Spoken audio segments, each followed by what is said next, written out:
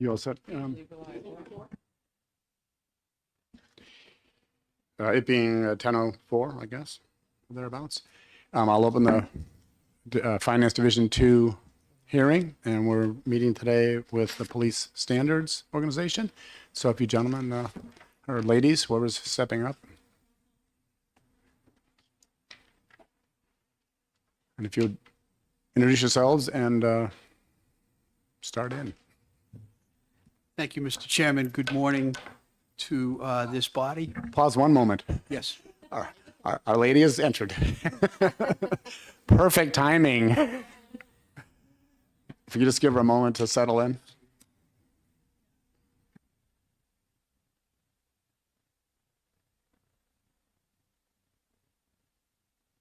Proceed whenever you're ready. Thank you, Mr. Chairman. Good morning, everyone. With me here today is our business manager, Max Schultz, and our business assistant manager, Jessica Nichols. For the record, my name is John Skippa, and I am the Director of New Hampshire Police Standards and Training. The mission of New Hampshire Police Standards and Training is to shape, sustain, and strengthen the competency and professionalism of New Hampshire law enforcement in service to our state. We're an independent executive branch agency governed by a 17-member Police Standards and Training Council. We are not affiliated with any law enforcement or prosecutorial agency, thereby avoiding potential conflict of interest with our regulatory function and decertification duties. We set the hiring, educational, and accountability standards for all police, state corrections, and probation parole officers in New Hampshire. We operate the New Hampshire Police Academy, which every full-time municipal, county, and state law enforcement professional must successfully complete to become a certified full-time police officer in this state. We also operate the Part-Time Police Academy, which all part-time police officers must successfully complete to obtain part-time police certification. We operate the New Hampshire Corrections Academy, which all state corrections officers must successfully complete to obtain corrections officer certification. We also provide court security officer training opportunities for all state-employed security officers working for the Administrative Office of the Courts, the State Legislative Court, and other state agencies that employ armed security officers. Additionally, we provide specialized, advanced, and in-service refresher training at our facility in Concord and regionally around the state to assist officers in completing the annual training requirements to maintain their certification. As part of our responsibility for regulating over 4,000 certified officers in our state, we convene and rule on disciplinary hearings, that may suspend or revoke the certification of officers that have committed acts of defined misconduct, who have violated council rules, or who have committed a crime or act of moral turpitude. We are an independent executive branch. As stated earlier, we provide services with 28 full-time and 11 part-time positions, which includes sworn staff, administrative, and maintenance employees. Our staff is assisted by adjunct instructors, most of whom are unpaid volunteers, and a small number of contracted instructors. We operate 77,000 square foot training facility located on 20.87 acres of grounds across from NHTI, which is Concord's community college. With regard to Form E, necessary statutes or rule changes, we are requesting necessary changes to several statutes within Chapter 106. First, we are requesting a clarification in the definition of police misconduct. Second, we are requesting a change that would authorize the appointment of a temporary member to the Conduct Review Committee. Third, we are requesting a change to clarify the requirements for reporting an allegation of police misconduct. And lastly, we are requesting statutory language be added that establishes the Law Enforcement Accreditation Commission in statute as it was created pursuant to Executive Order 2022-06. With regard to our efficiency budget request, The Department of Administrative Services provided police standards and training with target allocations from the governor's office of $6,368,138 in fiscal year 26 and the same target allocation in fiscal year 27. Our submitted efficiency budget request meets those requirements. Our adjusted authorized budget for fiscal year 25 is currently $6,805,527. Our fiscal year 26 governor recommended request of $6,364,508 represents a 0.94% decrease below the FY 25 adjusted authorized, which is a $441,019 reduction in our operating budget. Our FY 27 efficiency request of $6,363,988 represents a 0% increase from FY 26 as requested. It is important to note that Police Standards and Training has taken on a number of new responsibilities within this last budget cycle. These new responsibilities are the result of 2022 legislation through administrative rule changes based on recommendations made by the Governor's Law Enforcement Accountability, Community, and Transparency Commission, and through realignment of responsibilities between state agencies. SB 376-FN 2022 session assigned police standards and training with providing crisis intervention training to New Hampshire law enforcement officers with the target of having at least one officer from every law enforcement agency trained.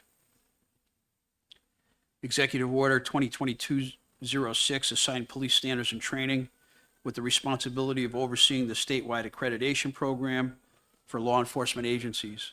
This program is funded by DOJ grants and a small general fund operating budget. HB 1682-FN-A 2022 session established the Law Enforcement Conduct Review Committee under Police Standards and Training.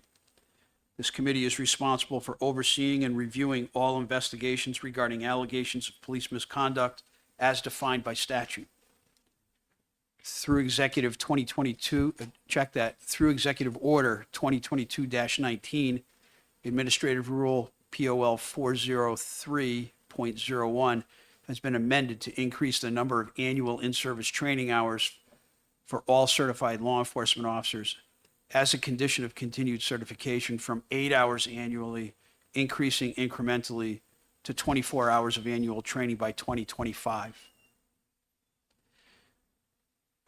Our prioritized needs request in FY26 included one full-time position for a law enforcement training specialist 1 to assist with court security officer and general court security officer training programs.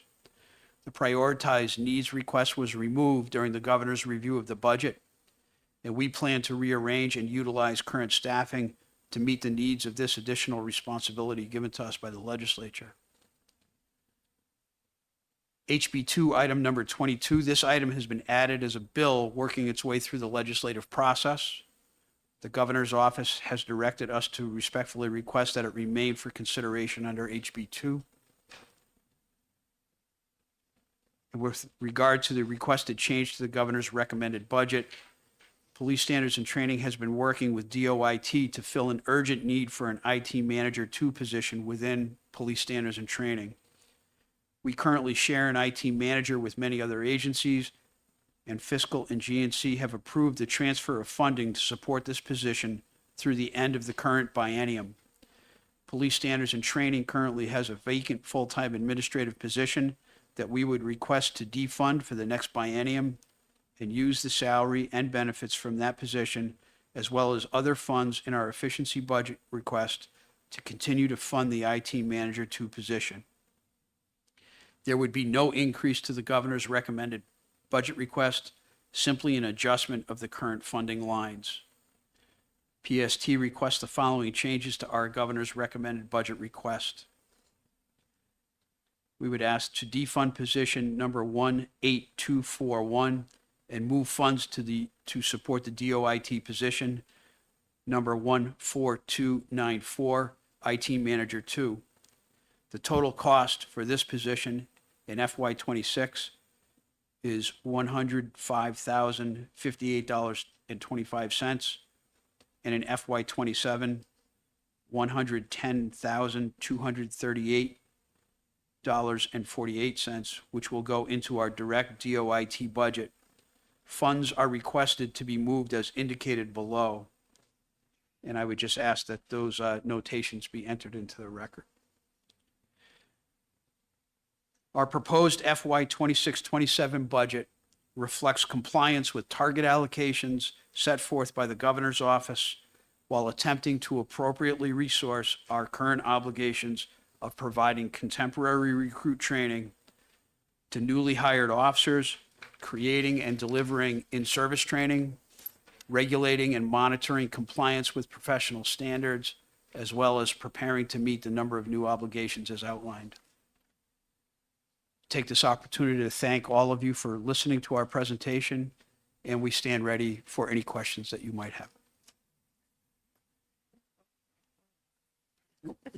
Go ahead. You can I've got a list, I just run through. run through.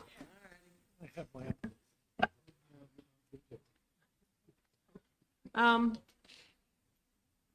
guess just some general things, which I think I'm learning every time you come and learn something new, and I probably need to go back for another visit, which is always really, really interesting.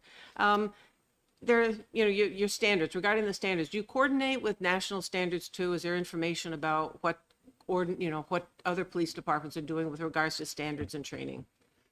Thank you for the question, Representative Murray. And in fact, we do. I am lucky enough to be a member of IADLEST, which is the International Association of Directors of Law Enforcement Standards and Training. I think they have to come up with a new name. It's a little too long. But I get an opportunity to meet with my peers. There's 50 of us in the country. And it is a tremendous resource to be able to sit down both regionally and then nationally to be able to discuss what's going on in other parts of the country. And that has proven to be very helpful. I will pat collectively ourselves on the back. New Hampshire tends to be the agency that is looked at by other agencies like, hey, what are you guys doing? We might want to try that as well. And I am very proud of that. Thank you. Perhaps I was unaware, but I like, the paragraph you have here on the first page with all the different carve-outs of the part-time, to be certified for part-time police, certified for corrections. Are those new programs, or have you more clearly defined those programs that existed before? Because I was unaware that you had different levels of training in that. Thank you for that question. In fact, the full-time police academy, the part-time police academy, and the corrections academy have historically been delivered through police standards and training. And the new academy that just came to us through legislative action in the last session is the program to help train the court security officers that are hired by the administrative office of the courts.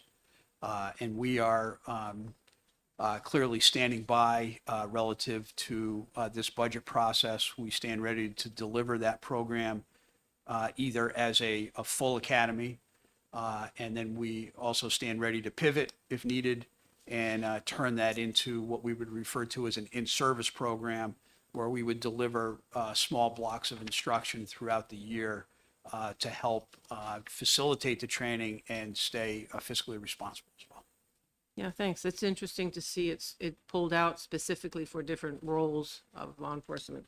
About the crisis intervention training, that's gone. It seems there's no money in that here. Did it move someplace else? Because there's, the $1 million. You reference it on your second page too. Thank you. I'm going to ask Max to speak to that. It may have just gone someplace else. Thank you for your question, Representative Murray.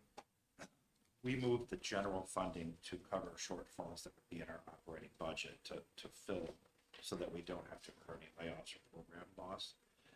But there was a continuously appropriated fund that's non-lapsing that will continue on through each year of the budget through the next biennium. That was through the legislation that created the funding, but it was very specific to only training one officer in each agency. And we were using the general funds to train up to 3 or 4 officers in each agency, as well as provide as much CIT, crisis intervention training, as possible to police agencies. So that fund that you don't see is a continuously non-lapsing that continues to pass on. And I believe there's around $800,000 left in there. Oh, yeah, I'm looking at page 1184. I don't know if that's going to help you at all, where it was, $1.1 million program, and it looks like it's gone, in the next year, it'll be $43,777.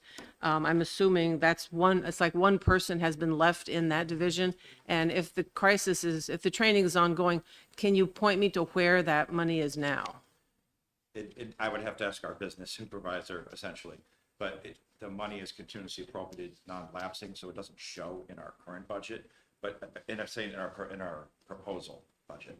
It's in our current operating budget and will transfer over, because it's continuously appropriated, non-lapsing. So the remainder of what we haven't spent in this biennium will just simply move over. So you don't see it. And that's in the not recognized, proposal. that's not Yes, recognized but we will here. continue that program for up to one officer in each agency, as the legislation states. Okay. And on the page before, 1183, can you just explain the maintenance other than buildings and grounds? It looks like there was maintenance that was done, and so that's finished, but then there's contractual maintenance that's going up by a couple $100,000. So that would be under class 48. Yes, yeah, I was looking at 24. This looks like that work is done. 48, it looks like there's new work that's coming online. So there were a couple of things that were moved around. Is we had a software, records management software, that was not properly classified in the last budget, that was under class 24, which we moved to the appropriate class software line. So we're funding that in the appropriate place. The other large change that we had in class 48 is we reclassified 2 building service worker, 2 positions for janitorial work. We were unable to fill them repeatedly, and administrative services were unable to help us fill those positions or even provide for cleaning of our facility.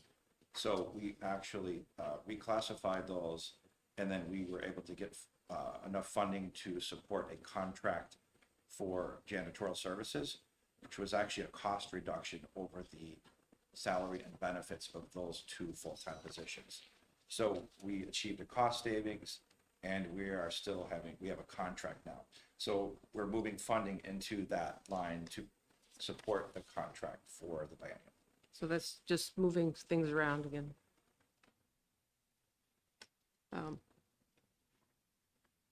And it looks like you're hiring I'm back on 1183. I've got my notes all over the place.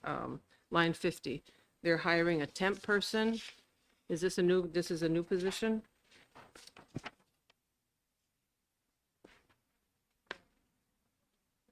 It looks like you have.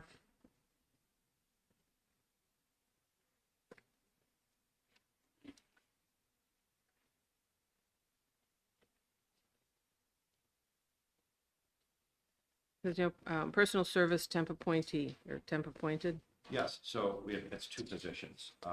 One is actually my part-time position, and one is for our administrative role coordinator. Okay. So we're in the process of redoing all of our administrative roles. And these are classified as temporary? Is that what that means? 50, page 11, Yes, all 83. part-time positions are classified as temporary part-time. That's how they're classified. and these are all considered part-time positions. Huh, okay, thank you.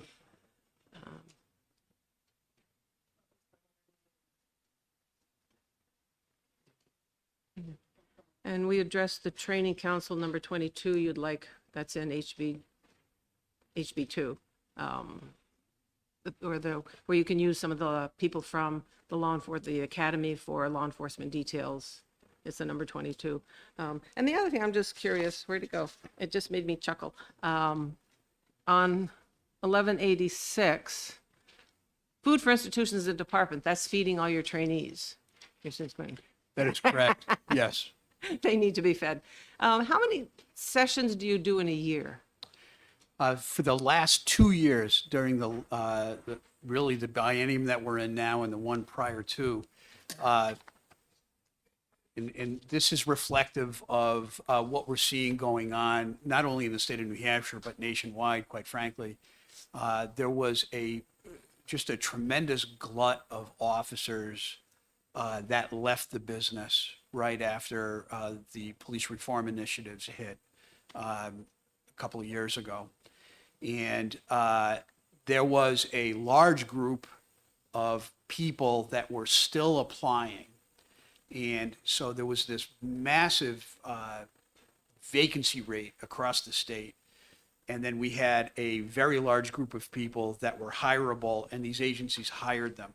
We had to increase our training to include overlapping academies, and we ran 4 full-time police academies over the last 2.5 years. And that was to kind of address the urgency of turning around these new recruits to fill those massive open positions across the state. Candidly, the staff at Police Standards and Training really had to up their game, and they were really starting to get burnt. At the same time, we started to see the urgency kind of decrease a little bit. There was less people in the pipeline, and the vacancy rates were not nearly as bad. So this year, the sitting class right now is the beginning of a return to only running 3 full-time academies a year. We're going to be running 2 corrections academies this year. We are running right now 1 part-time academy. We will look at the numbers for a part-time academy if we have to run a second one this year. And we stand ready to deliver 4 court security officer academies. But again, we are also going to be very flexible with regard to whatever our collective budgets will allow us. And if AOC is not in a position to deliver people for a full academy, then we'll pivot back to the in-service model. So 3 full-time, 1 part-time, possibly 2 corrections academies, standing by on 4 court security officer academies for 2025. And I'm interested, size of the class, age range, and in-state, out-of-state men, women? Thank you for that question, and we can really dial down. I don't have those specifics on gender and age, but we can certainly get that for you. We run now 65 recruits per academy, understanding that we're going to see an attrition rate. Usually the first week, people decide that this is not for them, and that's fine. We usually lose about, on average, 2.5 per class in the first week. Unfortunately, we may see an additional 1 in every class on average that has a blip on a weekend that all of a sudden prevents them from pursuing law enforcement in New Hampshire. And we'll run 3 of those classes a year at 65. Corrections Academy will also run up to 55, although we're just not seeing those numbers. And that is no fault to anybody. It's just a recruitment and retention issue that we're facing right now, particularly in the area of corrections officers. It's tough to recruit. We see about, and this is something that the council needs to address moving forward, and it was part of the LEAC discussion, and we're trying to find kind of middle ground here. But the governor directed us to really look hard at the part-time police certification program, and really try to decide whether that's something that we should continue or whether we should eliminate. A lot of states eliminated their part-time certification program in the wake of the most recent wave of police reform. And at the same time, as a former police chief of a smaller agency, I am particularly sensitive, and so is the council, relative to these much smaller agencies that rely on that part-time help. We're only seeing about 10 to 12 recruits per session for a part-time police academy. And nonetheless, even with 10 or 12, we still have to run the academy, and it takes resources. It takes people to teach the programs. We still do firearms and driving program, and so it's still a drain on the resources. We're not getting as much return on that investment, again, because we're not filling the class. It would be much more efficient if we could put 30, 40 people in a program like that and run it. We do see, you hate to call them kids because they're not kids, they're signing up for a dangerous job, but young people that are 18, 20 years old, and we have seen people who have literally had other careers and have retired from those initial careers and then have come back to serve as a New Hampshire law enforcement officer.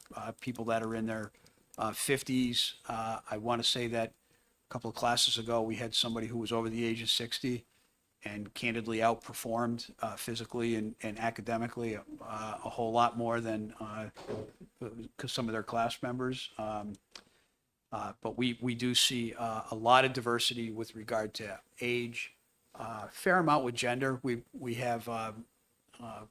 see more female recruits coming through our doors, and I would say hopefully the pendulum is swinging back, and people are going to be excited and committed to public service and to serve our state as a law enforcement officer. So hopefully those numbers will increase.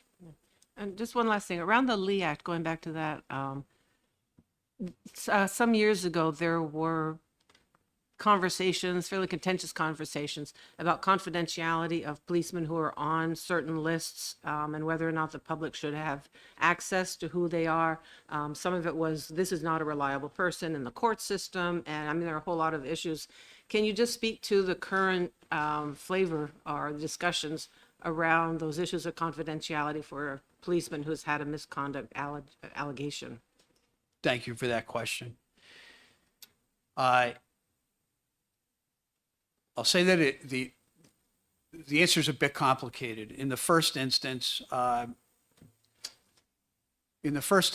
was a list a long time ago. It was referred to as the Lori list. And that Lori list contained names of police officers that had been put on by their chiefs because their chiefs felt that there was some kind of a exculpatory issue that would need to be brought up and revealed to defense attorneys during trial. And the truth was that at the time, there was not a lot of guardrails or standards that were set that would have provided uniform due process or uniform definitions of what would put you on the list. It was almost kind of a, whatever the chief felt, I think that's important, let me put you on the list. In some cases, my understanding is that some officers were placed on the list and they didn't even know they were put on the list. So I think one of the steps that has been taken is the old Lori list, which is now referred to as the exculpatory list, right? The EES. That is now through the AG's office. There's now a process by which, if you were on that old list, you are entitled to be heard in court, in Supreme Court, relative to whether you really should be on the list or not. In the meantime, Lee Act created a different way to address allegations of misconduct. And candidly, we're very proud of how this came to be, because really, through the Conduct Review Committee under RSA 106L, we defined statutorily what misconduct was, which means it also helps define what it isn't. And so everybody has a uniform definition of what misconduct is. Secondly, that law also really provided for a very uniform application of due process and fairness across the board, so that the process allowed due process to the officer, and it also provided a very objective way to take on these complaints from citizens, right, that need to be addressed. And finally, there was a law passed that said that there's kind of a reduction in the exculpatory evidence schedule, the EES, where chiefs may put their people on. Check that. The AG's office may continue to maintain a list. In the meantime, under RSA 106L, we are now required statutorily on a sustained finding that the allegation was appropriate, that it met the definition of misconduct, and the investigation had enough facts to prove the case beyond a preponderance. They're entitled to have a hearing in front of the Police Standards and Training Council on the merits of the case, and then are also allowed to be heard on the disposition or penalty phase, that we would publicly publish those sustained findings on our website. And so, in essence, that is kind of the list that is going to take over to the list that you spoke to, Representative Murray, and that's the old Lori list, also known as the exculpatory evidence schedule. And that may or may not continue. That's under the AG. But in the meantime, this public finding under the Police Standards and Training Council rules does mandate that we provide that list to the public. Thank you for all the updates and the information. Appreciate it. And Representative Popovich? Thank you, Mr. Chair. I too have a list, which, as it happens, kind of dovetails in with what we were talking about. Could you start by telling us, when you look at the for me necessary statute or rule changes, I'm looking at changes to definition of police misconduct and whatnot. You were mentioning later in your presentation that this was supposed to be a bill, but then it was done under HB2. Could you help me understand what those changes are and why they're not going through the normal legislative process other than the governor's office requesting that? Thank you, sir, for that question. Really,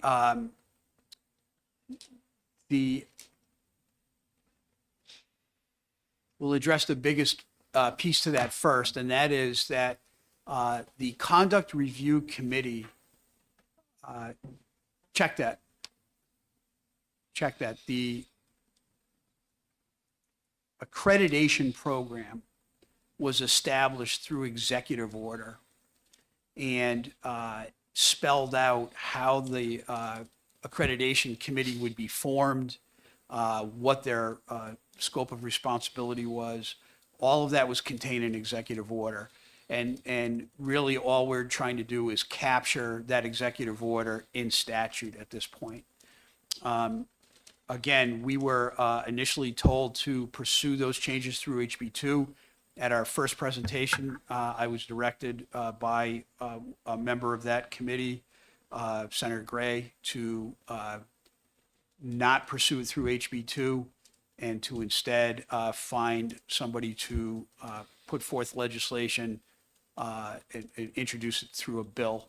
And I did exactly that and was able to work with Representative Terry Roy, who introduced House Bill 777 and 778.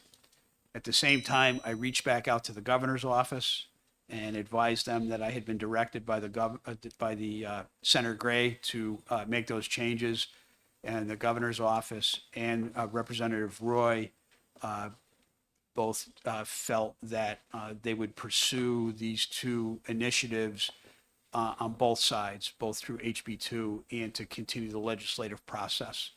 I have since testified in front of the Criminal Justice Committee on 777 and 778.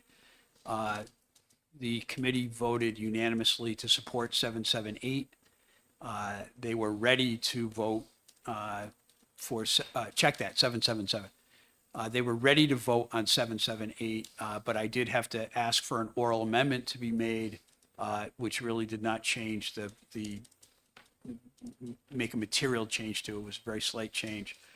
They were prepared to vote on it, but because of that oral amendment, they had to bring it back once it was written.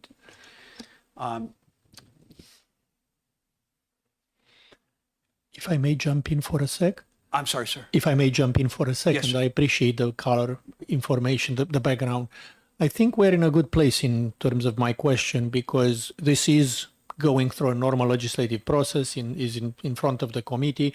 The decision whether a bill adopted on the House floor, goes back to the House floor after finance or HB2 is a finance decision. But I did want to make sure really that we went through a full legislative hearing process and everybody had an opportunity to speak and so on and so forth. So that seems to, be in place. So don't worry, we'll wait for those bills to be incoming our way and keep in mind the color information that you provided. So I appreciate that.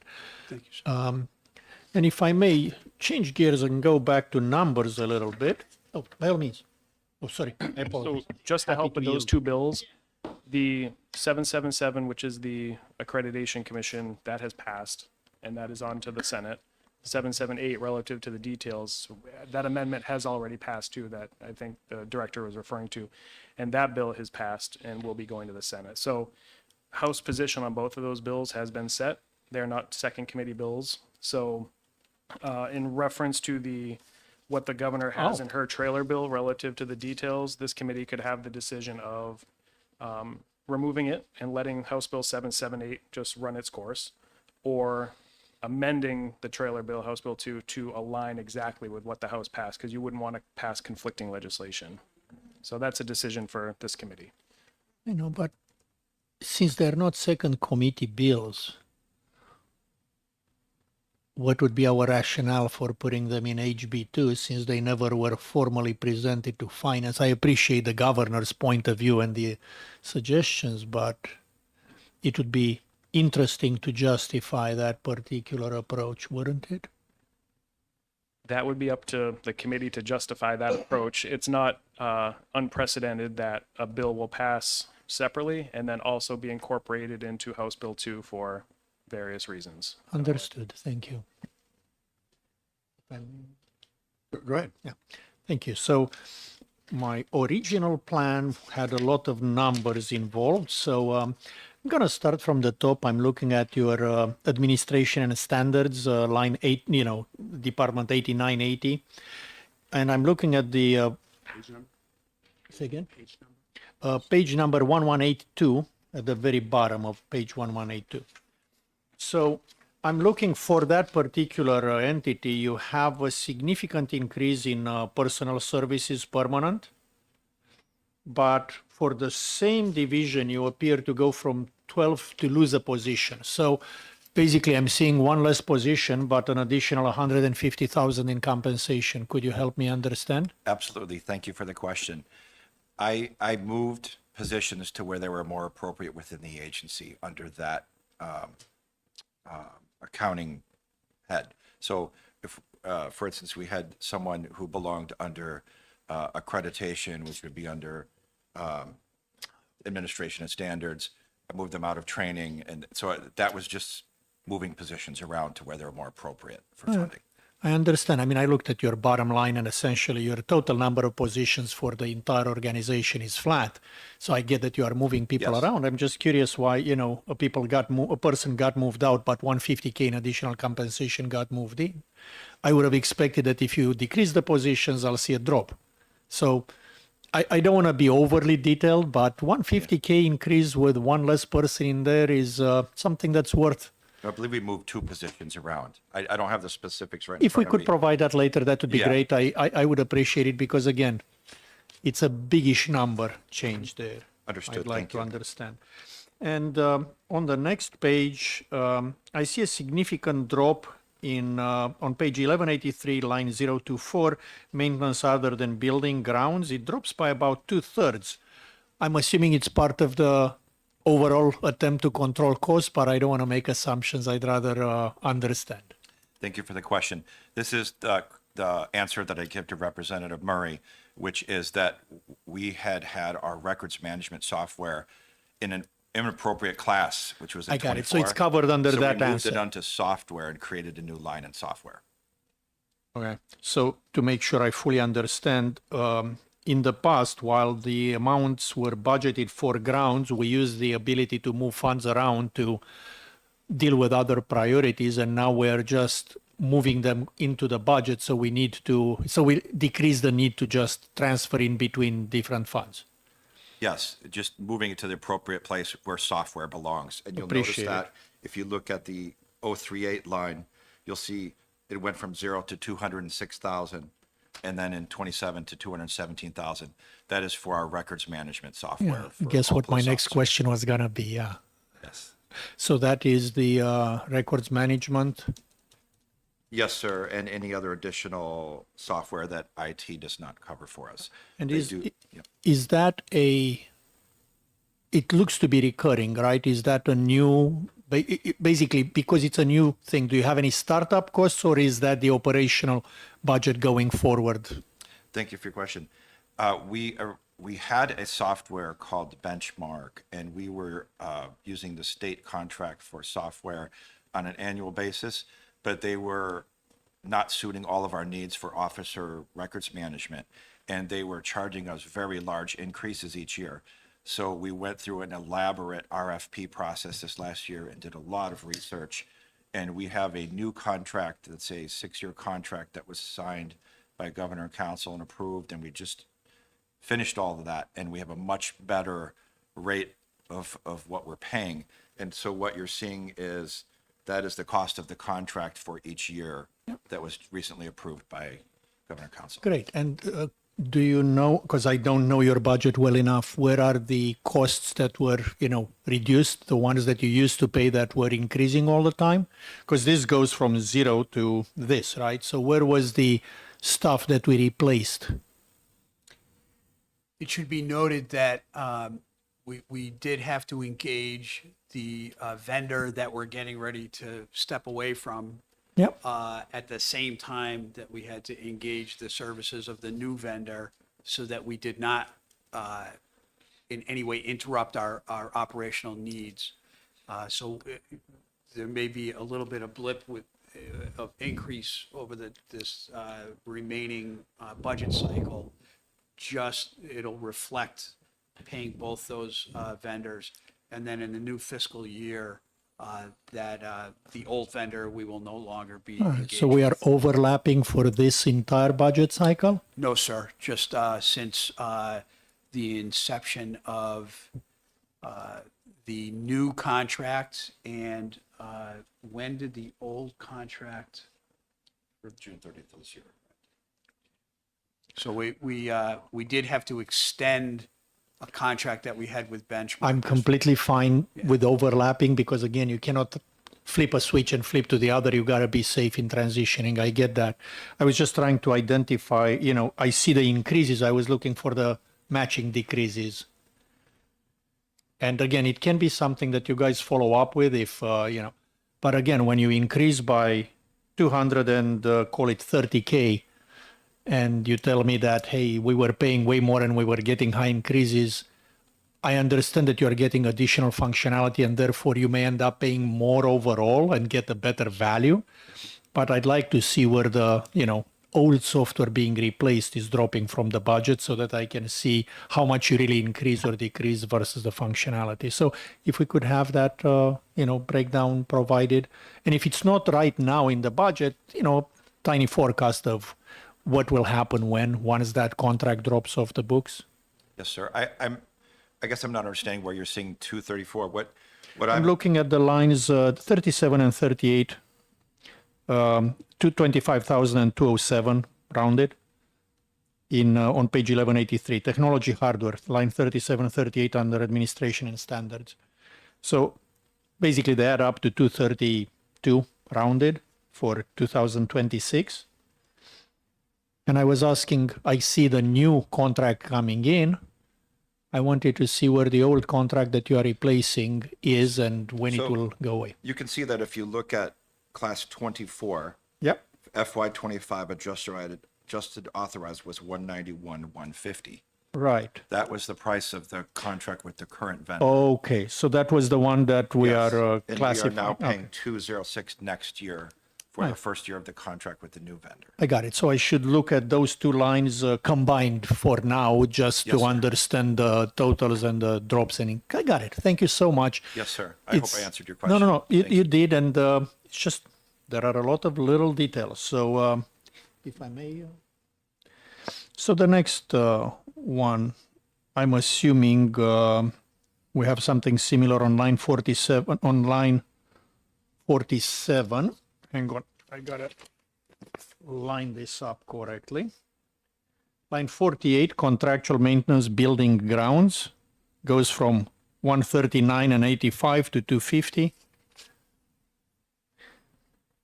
Yes, Representative, thank you for your question. And this is what I had mentioned to Representative Murray earlier, which is we have a Same janitorial reallocation. services contract now, Okay, which was a cost savings from our 2 full-time positions that we, great.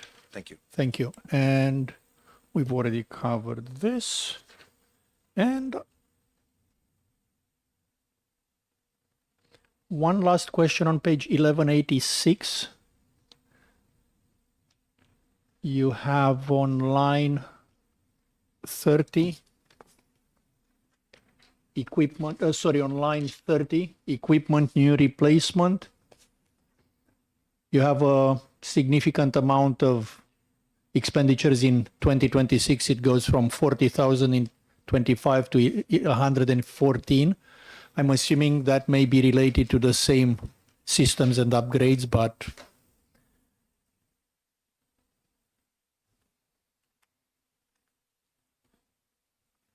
Representative, you may notice that in the actual fiscal 2024 to adjusted 2025, the same kind of I know, high first year, second. I know, but shorter. it would be good to understand why the pattern. I appreciate it. So it's basically the line where it goes, as my colleague was pointing out, from 92,000 in 24 to 1425, then to 114, and then back to 24. Yes, Representative, thank you for your question. So in our efficiency budget on page 4202 of our efficiency budget request for class 30 equipment, the increased funds were needed to replace a recruit training utility vehicle for training purposes. And then also to put into service our, what we call skid car that teaches recruits how to drive a vehicle on a skid. And that is what the increase was for. Thank you so much. And I'm all set. Thank you, Mr. Chairman. I appreciate it, by the way. Thank you. I appreciate the question. Thank you. Others? Representative Hagen Phillips? I just wanted to go back to the your presentation, page 2, about the Form E necessary statutes or rule changes section. Does that correlate with our previous discussion about the the former Lori list to the more updated list through the AG's office, or is this a separate matter?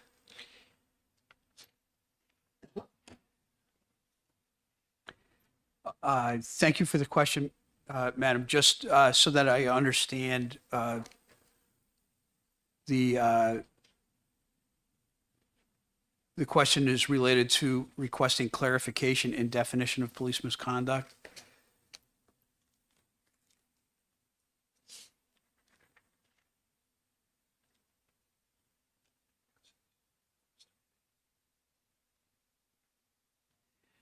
These were very minor changes under the definition of misconduct, literally to put the word "or" in between certain sections, and did not really speak to any material changes of what police misconduct would be.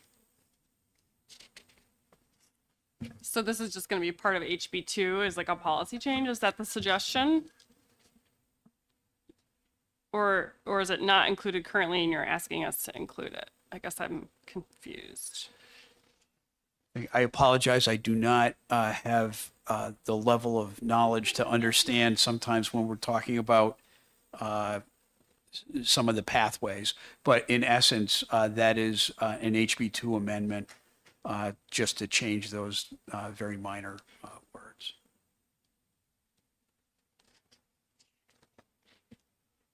Which you're requesting of us. The governor did not include it in her HB2. Is that your understanding?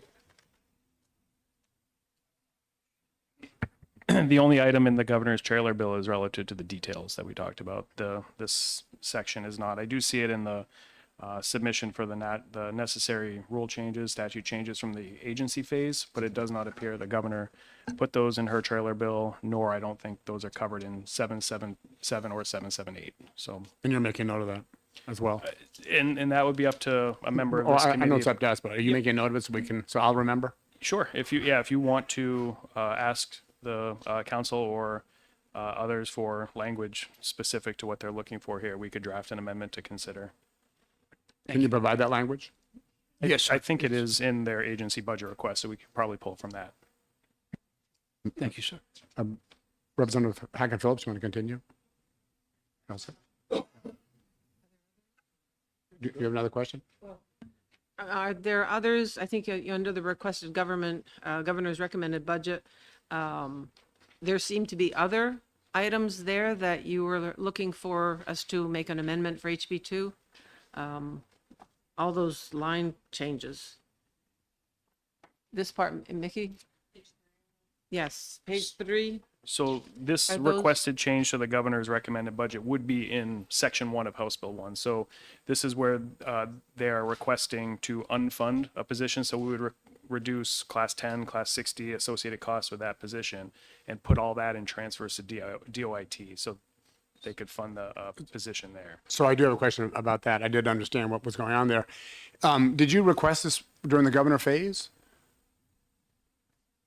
I think that initially we did, and then we spoke with the commissioner of the DOIT, and he suggested that we pursue this pathway instead to fill that position. We were initially going to hire just a person to come in and do IT work, and Commissioner Goulet felt it was more important to make sure that that person was part of DOIT so that they could kind of speak hand in glove with regard to state security issues and making sure that they're working within the framework of what DOIT wanted them to do.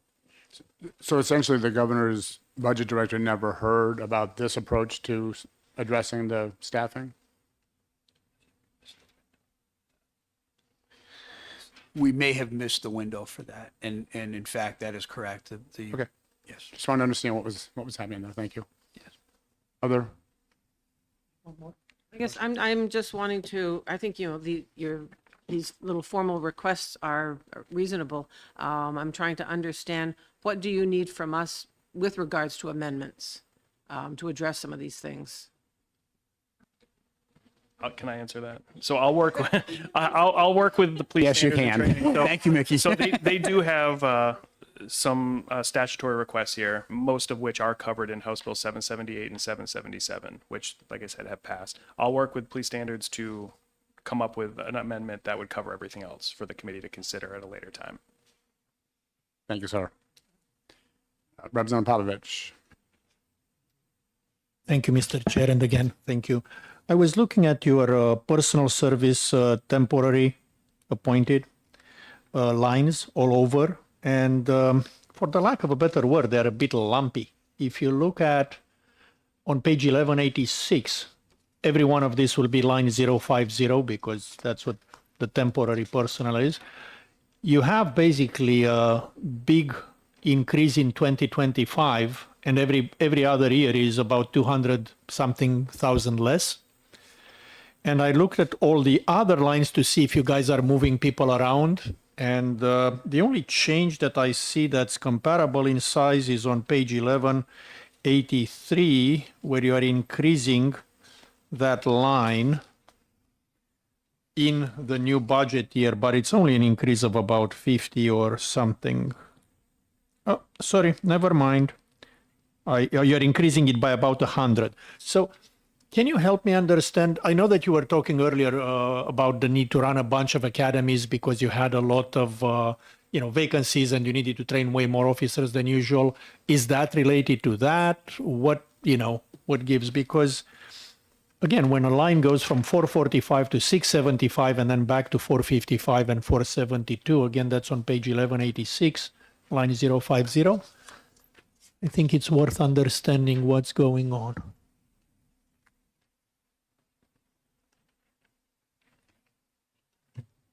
I don't think we have the same page numbers as you do, so I'm working on It's it. in your, hang on, I'll give you the exact numbers. It's 0687, so it's 871010, 6639, and then 050. Page number in my big book is 1186. But again, page numbers in the big book may not help. Right, it's temporary staff for the law enforcement training unit. Yeah, instead of numbers, I could have also told you the words. Sorry, former accountant.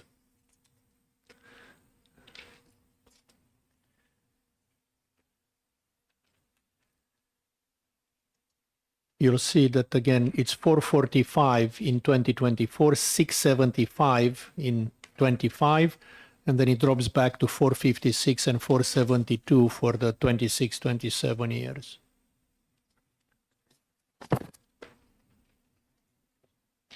I know, but transfers would have to more or less match money-wise. So This is more than one transfers. possibility, just keep in mind that actual 24 is actually what was spent, not the budgeted amount, okay? And when that happens, 25 adjusted authorized, the leftover from 24 can actually flow into the 25 adjusted authorized. And correct me if I'm wrong in this, Mickey, but you can't just look at those as the original budgeted amounts. That is correct for adjusted authorized. If it is a non-lapsing account, it could carry into the following year. Plus, remember, 25 adjusted authorized may also include any transfers that they made at fiscal or any additional money that was accepted or moved from elsewhere. Like the employee pay raise that happened 2 years ago would have been something added onto this when you compare the last budget. I understand it's something that may not be answerable right now, but some details. I believe what you may be seeing is we were allocated some funding at the beginning of this biennium for part-time court security officer salary, Yep. class 50, which we would no longer have. So I think we had a bump in, and it was appropriated through the biennium from year to year to non-lapse, but then will lapse. So that may be what you're seeing is we were given some funding to start that security program.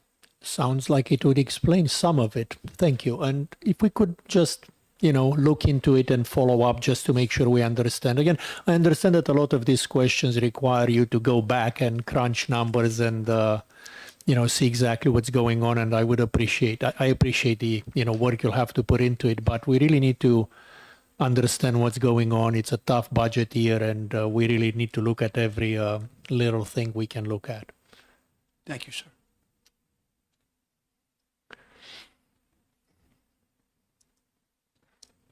Okay, I have a few questions. Good. What popped up here?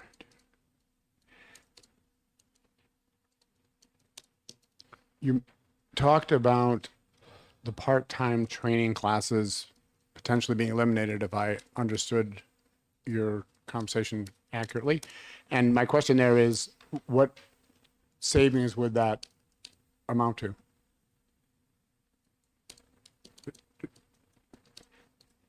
It's indeterminable only because we would have to sit down and kind of peel back the onion a little bit to see how many of those classes during that part-time academy are taught specifically by our people, as opposed to pulling in volunteers to come in and teach portions of that. We would also need to look at those resources that we're using to include the firing range, the driving pad, and any other kind of expendable costs that would be related to that program. Could you do that just, really what I'm looking for is order of magnitude, not necessarily down to the penny kind of thing. Sure. Just give an idea of what savings might generate. And if you want to follow up when you're doing that with in terms of the pros and cons, as you were starting to express them here in terms of, it sounded like you were leaning towards maybe you would consider reducing that, or eliminating that, I should say. And if I misunderstood that, please correct me. Oh, no, sir, Chair. That is very much a discussion that needs to be had among the council members, and the council would ultimately determine whether that program should continue or not. Okay. We also, I believe, as Representative Murray talked about the crisis training, and you talked about a special non-lapsing fund. I'm guessing that's a dedicated fund? That is correct. Can you provide us with, no? I apologize. Absolutely, go ahead. It was, I wish I had the RSA in front of me. It was the one that created, yeah, it was continuously appropriated non-lapsing general funds. Mickey? It was Senate Bill 376 from 2022 that appropriated $1.1 million when it established the crisis intervention training. That appropriation, the $1.1 million, was non-lapsing. What last budget, we also appropriated in the operating budget another $1.1 million in 24 and in 25. I would not say that those appropriations are non-lapsing, but I feel perhaps it's been that way. So we would want to, I just want to confirm that with admin services and police standards, whatever direction this committee wants to go in, we would clarify, I would suggest we clarify those appropriations, whether they're lapsing or non-lapsing. Could you also clarify how, if we don't call it a dedicated fund, it's got to be somewhere. So, And it is, it's carried in that account as just balance forward, Right. essentially. It's just, I'm not necessarily sure what was appropriated in House Bill 1 last biennium should have carried forward, or if it should have lapsed. no, I get it. I just, So we'll work with, I can work with police standards on that, and then, and I would say, if it's the intention of police standards to carry out that program for the next 2 years, they could use that fund, those funds that are available without having to appropriate more money. As you can see in the governor's budget, there's not more money added, but it appears to me like there is money available for them to carry forward for the next biennium. And maybe they could speak more on that. And if I may, I believe there's approximately 800,000 left in the non-lapsing funds that we can use to continue the CIT program for what the statute laid out, which was one person from each agency, the reimbursement costs associated with that. thank you. And if I may, Chair, as a practical matter, it's important to also recognize that while we provide the CIT training to get that staffing the way we're supposed to be addressing through legislation, we also have recruitment and retention issues. And so we might put somebody through that training for that police department, and then they leave the business. And so there's never a time where we can check the box and say, okay, we've actually, succeeded in the legislators' mandate, because we're just kind of chasing our tail to provide that training as needed, recognizing that people are retiring or leaving the business. So there is, as I understand it, and I don't have the RSA in front of me, a $100,000 amount, I think annually, but maybe it's biannually, from the asset forfeiture fund. Are you familiar with this? Could you speak to that? And So we were mandated by the legislature to provide a funding source to reimburse police agencies to subject new police officers to psychological testing, screening, to make sure that they are not exhibiting psychological issues that would prevent them from working in law enforcement. Many agencies that were not state agencies, at the time the statute basically said, if you work for a state law enforcement agency, you shall have a psych test. And we strongly recommend if you work for a municipal or county agency that you get a psych test. Because that kind of turned into an unfunded mandate, there was a lot of agencies that just could not cover the cost of making sure that they were getting screened psychologically. And so ultimately, that carve out that came from the AG's office, the asset forfeiture account, is specifically used to provide reimbursement to any police agency in the state to cover the cost of the psychological screening, which is now mandated in RSA 106L. So just to clarify, so specifically to non-state entities. That is correct, sir. Thank you very much.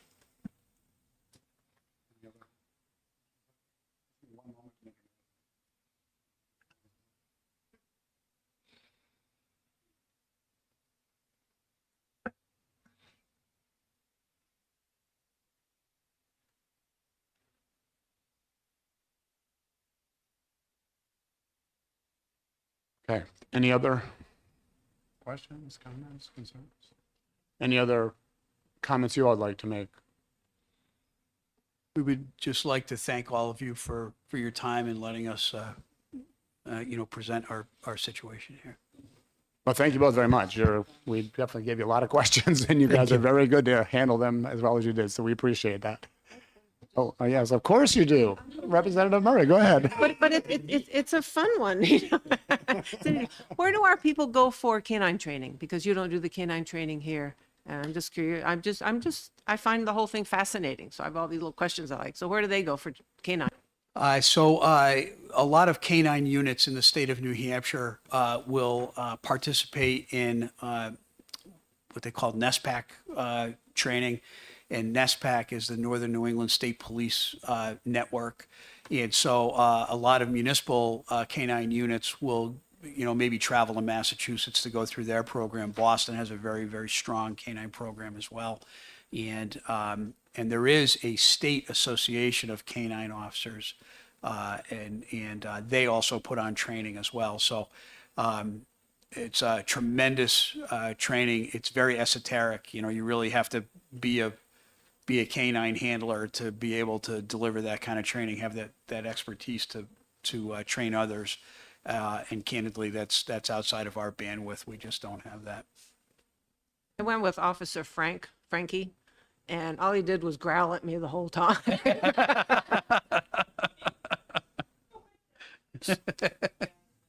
Maybe you shouldn't self-incriminate here. So that's we're going to follow up on the asset forfeiture thing. Is that $100,000 a year, a biennium? That's $100,000 per year. Okay. And is that the words you used to describe what it does or what the testing you're doing? Is that in statute? The testing? Yeah. Yes, that is in RSA 106L. Oh, shoot. I believe it's 4. I believe it's 4, chapter 4. And it speaks directly to a psych test and a medical exam with a drug screen. We also want to make sure that new recruits are being screened for any kind of drug use. Okay, thank you. I'm sorry to push you on that, but I have somebody who's asked me about it, and I want to be able to tell them exactly what it's for so they don't push me to delete it. So thank you. I appreciate that. Absolutely, sir. And thank you for being here. You've been fantastic. Thank you.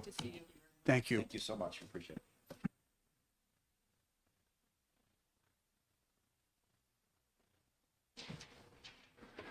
So any other things the committee wants to get into before we get back together again this afternoon? Oh. Go ahead, Nikki. We'll wait for you. Take your time. So we have 3 bills with 1 amendment this afternoon at 1. Yes. Okay, that's the plan. Yes, I'm actually, I didn't speak with Eileen. I had spoken with, well, at least with Representative Hacken Phillips, but also with Kate, with Representative Murray. Regarding 677, which is the EpiPen bill, there's an amendment which I sent out. We'll get a slightly modified version of that, and both Erica Leon, Representative Leon, and Representative Drago, thank you, will be here to describe it. It is a bill that passed on consent, and I think we'll understand from them that it shouldn't cost anything to any of the locals, which would mean, I would think, if we all agree that we could just pass it right on through and not have to worry about it. Another bill that I believe I spoke with them both about was a Judy Aaron bill, which we passed last term that allocated 25,000, didn't allocate, allowed a community to request up to $25,000 in catastrophic aid, if you will, that sort of thing. And that is now law. And this bill increases that threshold to $100,000. But you may have also noticed that it's not a general fund bill. It's a specific fund bill, and that fund has $40,000 in it. So it's not really a hit to our general funds. And I'm inclined, if you all agree, to just also let that pass through and see where it goes. So the fund has 40,000 in it now? Correct. So it's tough to get to 100. Hard to get to 100. So At that's, some point, I'm sure they'll come back for more money, but for now, this is. and the third one, I can't remember what it's about, but my thinking is to retain it and talk about it when we actually get to the budget. Driver's license one? That's what, thank you. The youth transition thing. Yeah, exactly. Well, the other two, I'd just rather soon get out of here. That's okay. Oh, yeah, I'm fine. Pass them through. Okay. And they'll just retain the one that's about the driver's license. Hey, well, So heads up when you talk about it. I'm not asking for commitments. I just want to tell you where I'm headed. Good. Then I will adjourn the meeting at 11:13.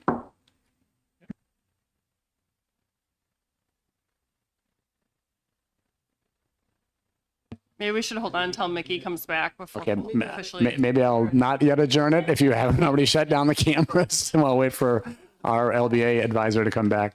Thank you.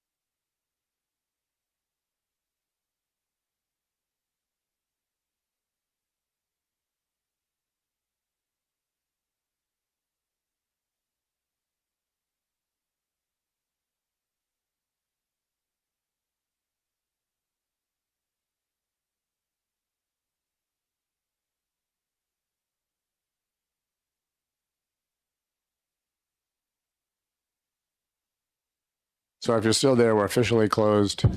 Finance Division 2. Otherwise, if you closed it earlier, that was fine too.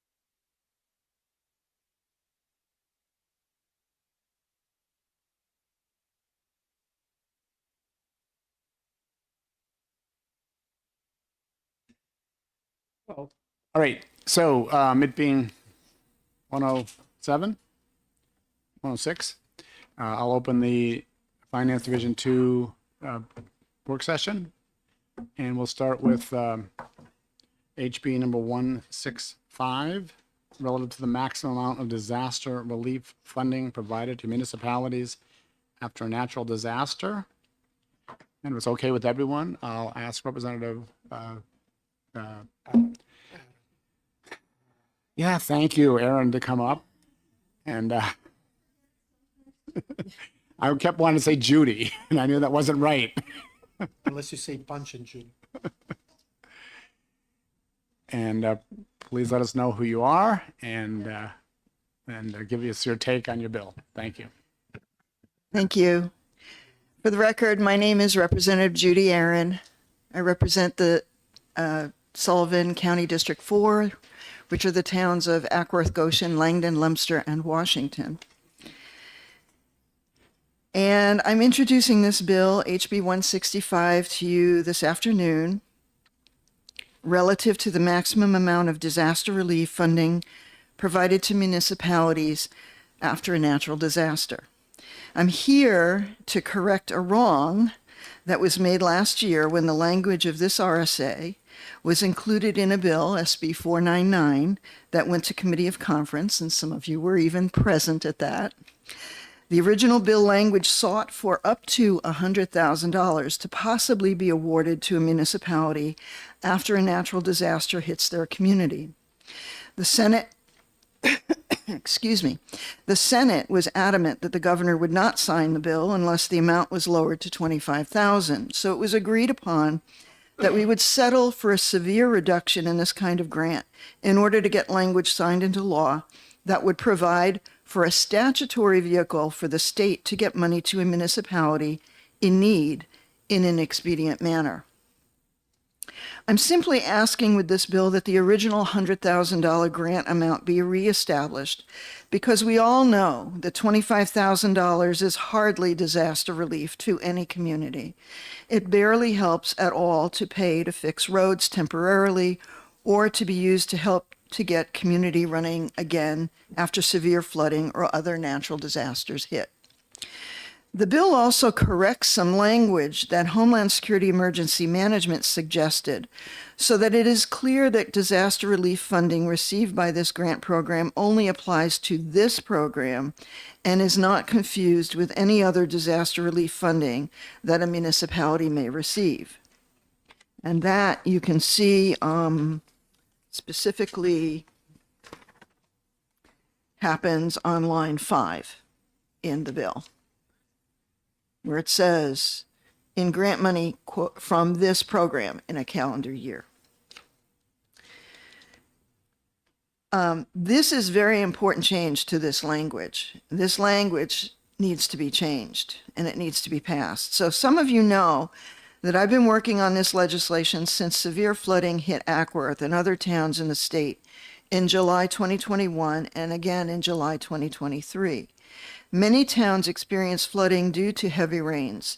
And just so you know, the bills that we have passed already in 2022 and 2023 for disaster relief loans, SB 409, and the state share of payment on non-FEMA reimbursable expenditures, SB 402, have not even been accessible or functional to our municipalities. Let's not leave this work undone for another year. If a disaster hits, we as a state need to be prepared to help our municipalities and give them quick and useful tools to be able to make roads passable and deal with the emergencies, especially if they do not have the financial resources available. I'd be happy to answer any questions, and I've also provided additional information regarding problems with SB 402 and SB 409. I have a packet to hand out to everybody, if you'd be so kind, which includes the testimony and also background information about where we are with SB 402 and SB 409. I also provided the committee with a packet of information that was a report that was done by the Pew Foundation about how states pay for disaster relief. It's a very interesting read, and unfortunately, New Hampshire is woefully behind in what we ought to be doing to help our municipalities should a disaster strike. And that's all I have. I'd be happy to answer any questions. Are there any questions? Sure. Go ahead. For the record, just so we, to make sure we all understand a little bit more about the history, can you speak to, again, I think two things. One is that your town was pretty much left to its, or towns are left to their own resources here because they're not state roads, that there's a difference between what the state can do with the state road, but where a town is left to its own devices. Correct. And also, can you all go over just, very briefly, where I remember we were concerned last time about how this would potentially have a negative impact on your ability to get FEMA funds. Can you just give us the narrative to say how you're protected from, some of the FEMA issues? Correct. Okay. So my town is still struggling to get roads fixed. I have a bridge. There's a bridge on Forest Road. It's a municipal bridge. That bridge was damaged in 2023 flooding. We won't get that bridge fixed until 2027. So that thoroughfare is out. So just to put it in context, there are roads in our town that are still unable to be repaired in an expedient manner. And try as we may to, put money aside, if you don't have the tax base to deal with it, it's a problem. If you have a smaller town, the tax base already struggles with just maintaining the 55 miles of road that we have. So there is a problem with our smaller municipalities being able to recover and absorb the costs of these devastating floods and natural disasters. Insofar as money given to the town as a grant and how that may or may not interfere with FEMA funding, I know that there have been, rules are being looked at in FEMA to be able to make some exceptions. They are, we have an instance where now the town we have on our warrant articles coming up in Ackworth, where FEMA has said, okay, well, we have money that's been appropriated and set aside for this particular repair, but we know that this other repair is something that's more of a priority, and we just need permission from your town to be able to move those funds. So you can see that FEMA is pretty much, they're willing to work with the community to be able to move funds where it needs to be done. And I think that, even if you receive grant money for certain temporary repairs, that those temporary repairs may be something that the town can absorb and wouldn't need FEMA to come in and do a project on. So I don't think that it would really necessarily interfere with any money that a town would be able to receive from FEMA. Anybody else? Representative Hagen Phillips. Yeah, thank you, Mr. Chair. And thank you, Representative Aaron, for being with us today. I'm looking at the fiscal note for the bill, and just noting here for the record that the current balance as of June 30th, 2024 for the two funds that might be applicable to this bill. So the New Hampshire Emergency Response and Recovery Fund is currently a zero balance, and the New Hampshire Disaster Relief Fund will be $45,292, and there are no appropriations currently included in the bill. Could you speak to the maybe future impact that this bill could have? Sure. So in many discussions that I've had with Chairman Weiler, he indicated to me that because of the way this is set up, that a municipality can come to fiscal committee and request certain funding, that the money doesn't have to be parked in a fund anywhere. That when a municipality comes to fiscal and makes a request, that what fiscal can do is then say, oh, well, do we have any unappropriated funds somewhere? Or can we take money out of the rainy day fund to satisfy a request? And again, a request doesn't have to be from fiscal committee, doesn't have to be $100,000.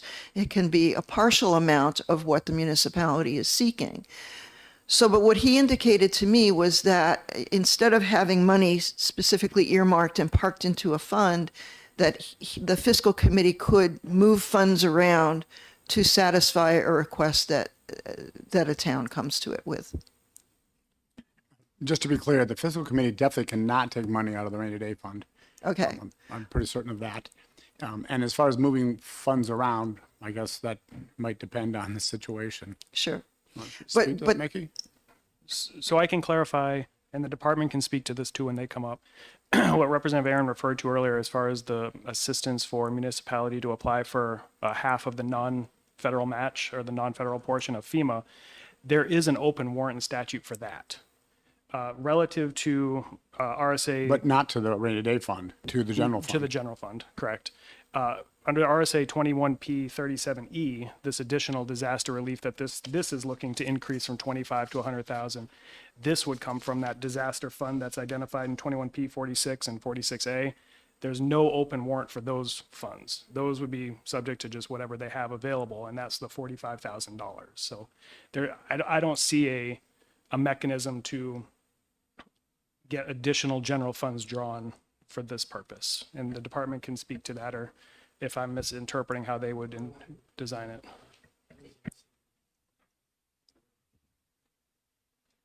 So what I was under the understanding was that, from speaking with Chairman Weiler, was that monies could be moved around if need be in a disaster.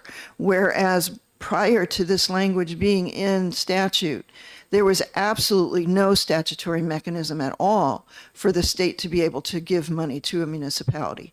So that's kind of why we did this. Thank you. Is there anybody else who wanted to speak to? Yes. One other thing I also did want to say about the language that was passed for the 50% match is that those have not even, the rules for that program have not even gotten established. And so, I mean, my town is still waiting for the rules to be established. They're waiting for up to $200,000 in funds to be released from the state for that program. And the department is here to speak to that. I think it is still in the rulemaking process, and they could probably update the committee on that. Thank you, Representative. Okay, Brown. sure.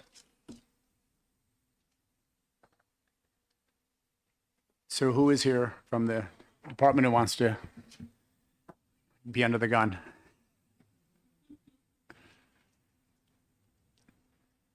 Thank you. Good afternoon, Mr. Chairman. Rob Buxton, Director of Homeland Security and Emergency Management for the state of New Hampshire. Please go ahead. My only comment is regarding the 50% match that is still in rulemaking, and it is with legal. So we're in the process of developing the rules regarding this piece of legislation. Particularly, we don't have a position one way or the other. Thank you. Any questions from the committee? Representative Popovich? If I may, just because I'm not aware of the timelines of that, do you have any idea how long will it take until the rules will be finalized and relief can be provided? I know it's tricky to answer those questions, but any kind of ballpark estimate? Yeah, so the rule set is in draft form. It's with the Department of Safety legal team right now. Once it comes from there, then it'll go to JALCAR for a hearing. Any other questions? I don't know what the date would be on that. Everybody good?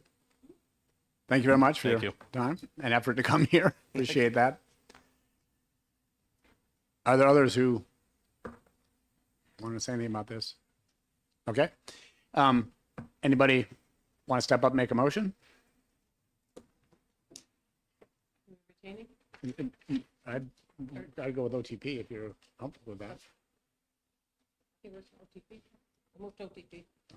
Second? Second. All right. Any more discussion? Harry, you want to say something? Look like you're dying to say something over there. Whenever you're ready, Representative Roy. DeRoy. Not doing well today with me.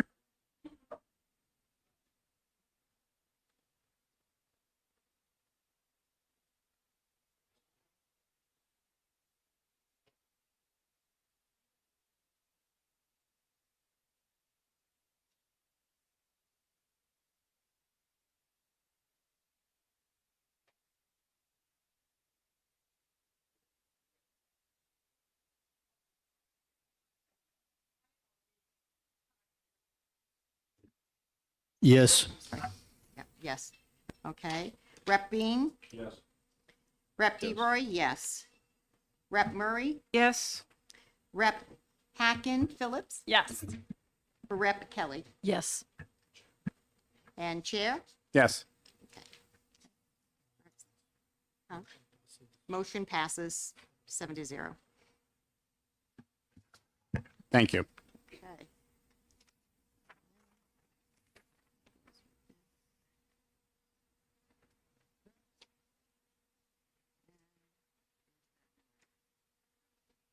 All right, sorry, I'm a little behind the game here.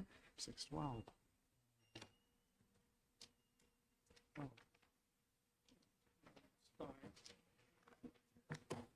All righty, so an open HB 612, enabling the Division of Motor Vehicles to create a temporary traditional driver's license for youth operators about to turn 21. And I would ask who is here who might want to discuss that. Yes, ma'am. Please come forward and introduce yourself and let us know your thoughts.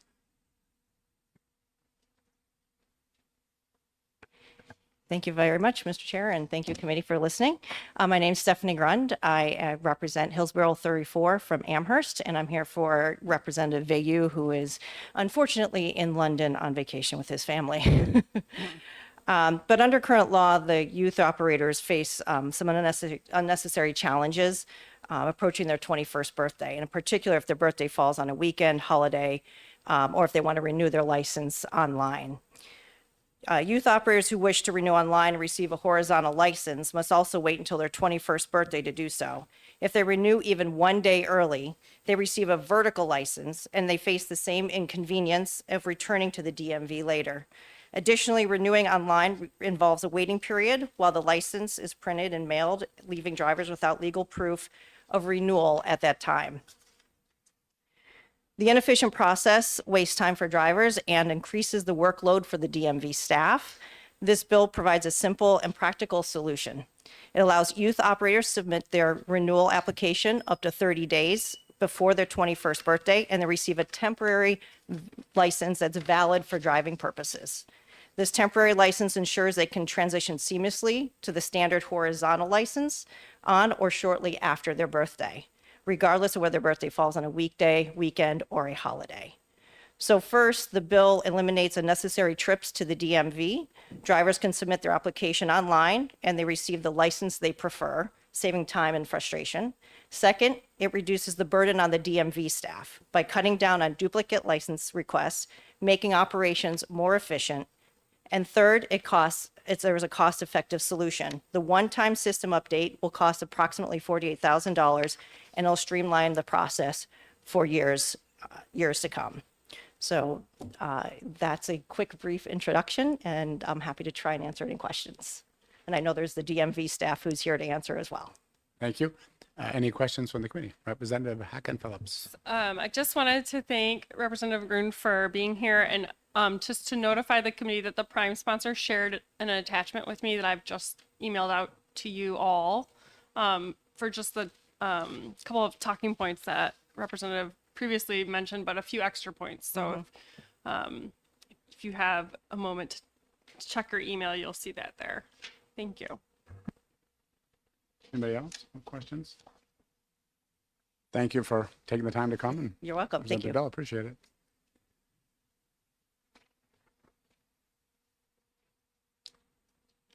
And I'm guessing maybe someone from DMV wants to come forward? Sir. Thank Thank you both. You could introduce yourselves and proceed. Thank you. Thank you, Mr. Chair. John Marasco, Director of the DMV. And Jennifer Bailey, Assistant Director of the DMV. I want to thank Representative Grund for that overview. It was fantastic. It covers why this bill is so important, and we want to recognize Representative Vayu for working to make this happen. Towards the end of last session, we had a sidebar conversation. He asked about this. He wanted to come up with a solution for it. I can tell you internally at the DMV, this has been a topic of conversation for many years, approximately 15. And I can tell you that being in this position for the last 3, I've had more people in the community that have come up and asked about why did we do what your renewal notice asked us to do, which is renew early to get your license. And then when you do that, if you have the youth operator, you're mailed the youth operator license, and that requires you now to make an appointment, to go to the DMV, to pay $10 for a duplicate license, and nobody wanted the duplicate in yellow on the license as well. So everything Representative Grund said is exactly what the issue is. So now there's a path forward that you can renew your license early if you're transitioning from the youth operator to the horizontal license being over age 21 and not be impacted if it happens to fall on a weekend or if you come in one day early to do that. And that's been going on for a long time. And quite frankly, that's affected thousands, probably tens of thousands of people, definitely over the last 15 years that have been inconvenienced with that. I've talked to some people that renewed online, got the youth operator in the mail, and never came back in to get the horizontal license and just kept it for another 5 years. And that's not appropriate. They deserve the horizontal license at that point. They're 21 years old. So it sounds like you support this. 100%, sir. It's a great bill. I couldn't say enough about it. And I think the way that it's structured, again, with the grace period in the beginning, the grace period for the license after, and what Jen, I want to recognize Jen for doing a great job on the fiscal note as always, and also looking at the technology changes to hold the queue. So basically, until you turn 21 midnight that night, that's when that goes to the system and the hard copy horizontal license is printed and mailed, but you still have the 30-day overlap so that you're still in good standing. So it's a great bill. Representative Popovich? Thank you, Mr. Chair. And again, thank you for being here, and I appreciate the efforts put into this bill. Not having spent a lot of time thinking in this space, why do we even ask people to apply for a horizontal license when they turn 21? I mean, seriously, couldn't they just automatically get the horizontal one or get an email that, hey, you need to drop off your vertical to get your horizontal, just come to the DMV and it's already waiting for you. I'm just trying to understand. Obviously, this is an improvement. Yeah. My question, I guess, is why don't we improve it even more and save even more time and effort? So currently, the way the law is written is you have to have a youth operator or a vertical license until your age of 21. So you have to carry that until you're that age. That's why we're having this situation where they're renewing on a weekend. Many of them, the one complaint we hear is they want to go out to the bar on their 21st birthday, and a bar won't take an expired license to serve you alcohol, or so that's the whole reasoning behind it. It gives them a way to have a valid license to go out on their birthday, but then they don't have to then use a under 21 vertical license for 5 additional years into their 20s. Understood, but do all the vertical licenses automatically expire when people reach the right age? Okay, so I think that clarifies my confusion here. Yeah, Thank you. your first original license, if you're under the age of 21, expires on your 21st birthday. It's prorated. Thank you. I got here when I was over 21, so Thank you, sir. Other questions from the committee? So just one thing I want to confirm, there is no appropriation, so can I assume that you all are willing to include it, just do this on your own? We did look at that, sir, and for the one-time cost, we would find the money in our budget to handle it. That is such great news. Yeah. It's our Thank you very pleasure. much for that, and thank you very much for your testimony, if that's all you have to say. Yes, thank you, Mr. Chair. Thank you, everyone. No, pass. Yeah. And is there anybody else that wanted to speak on this? Oh, Representative Leon. We have another. Hello, Representative Erica Leon from Derry. I just wanted to speak to sort of the importance about holding this in the queue. Our DMV is doing a phenomenal job turning out renewals very quickly. When I renewed, I had my new one in hand within a week. So I'd like to say they're doing a great job, and this bill is going to help them keep doing an even better job. Thank you very much. I'll look for a motion.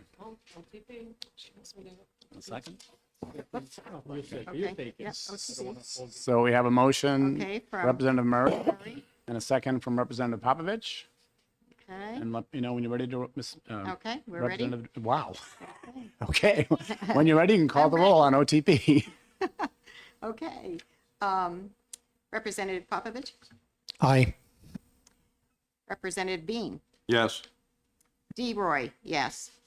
Representative Murray, Yes.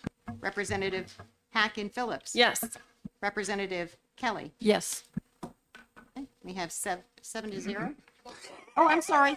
Not yet. You, yeah, that's a yes, I Yes. noted. I knew it because you were sending me those signals. Okay, so the motion passed 7-0. Thank you. That one. If anything, I'm entertaining. You're awesome. Well, I should turn my mic off.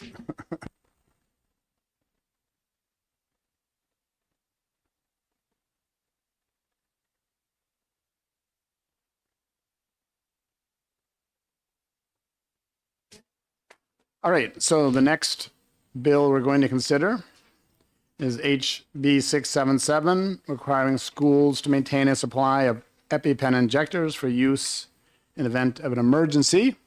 And I'll notice here go the names again. Drago. Thank you, and please introduce yourself better than I did. Tell us what you think. Good afternoon. I'm Representative Drago. I represent the town of Raymond, New Hampshire. HB 677 passed the Education Committee unanimously a few weeks ago, and then it was on the consent calendar. So I won't go into the specifics of the details of the bill, but everybody kind of recognized that EpiPens are necessary in schools. So I'm here just to talk about the fiscal impact. And as of right now, there actually is no fiscal impact to the state. There's multiple programs that actually give these out for free to school districts. The old school EpiPen, I think it's called EpiPens for schools. You get 4 free doses. The thing about EpiPens is it comes in an adult version or it comes in a junior version, depends on weight. And what's nice about this program is it has, so it comes in a 2-pack. That's the other thing about EpiPens. When you buy them, they come in 2-packs. So you get 2 2-packs a year per school. So you get to choose, or the school nurse would choose, depending on demographics of the school. You can do 2 adult 2-packs, 2 junior 2-packs, or 1 of each if you happen to be like a middle school where you might have both weight ratios or whatever. The other thing that's nice about this program is if you happen to have to use one during the school year, they replace it for free. So the school does not have to purchase epinephrine. The other program in the bill, we added in FDA approved nasal spray. FDA just recently approved, instead of doing the auto injector, you can inhale epinephrine. And May I interrupt you? Yep. That's not in the bill, correct? The nasal spray, yes, it is. It's in one spot. I asked OLS to either put it in everywhere or just put it in one spot. They chose one spot, but we have an amendment just to put it after. Representative Leon will talk about that in a minute, but we're going to add it everywhere it says epinephrine. We're going to say FDA approved nasal spray. Okay, I see now where you have it Yep. in there as well. Okay. So right now it's called Neffy. Obviously you can't legislate a trade name, but Neffy is the nasal spray right now, but it's only for 66 pounds and up, so it doesn't really qualify for elementary school per se. They also offer the same program. You get 4 doses, 2 2-packs, and they also provide free replenishments if you have the unfortunate circumstance of having to use one during the school year. So basically schools just get the prescription, go online, you fill out, create an account, fill out the paperwork, and you get your epinephrine. So who covers the initial 2 per year? Is that the feds? It's through a program. I assume I didn't trace the money back to see if feds put in money or not. I assume it's just a good advertising. We all saw a few years ago they were charging $600 for epinephrine, and it was like, you know, $2 to make or something.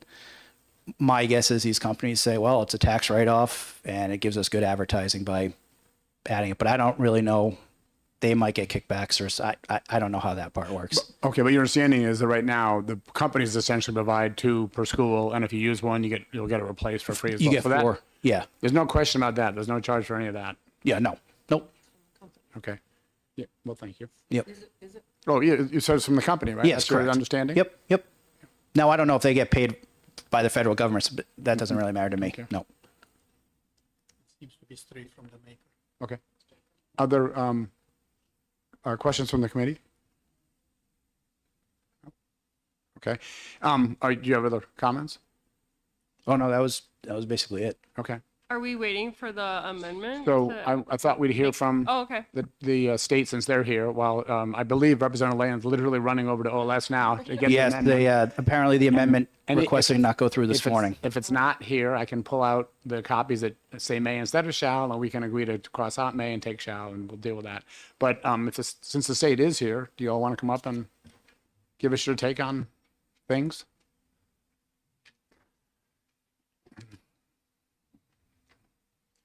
Seems to be a manufacturer program. So please introduce yourselves and take it away. Melissa White, Division Director for Learner Support, Department of Education. Kelly Rambo, Bureau Administrator for Wellness and Nutrition, Department of Education. So I just would like to have clarification on where the funding is supposed to be coming from, because it's not clear in the legislation how it's written. And maybe I need to see the amendment first before maybe that'll shed some clarity on it. But Can you it's pause just not- for one moment? Can you pause just one moment? Sure.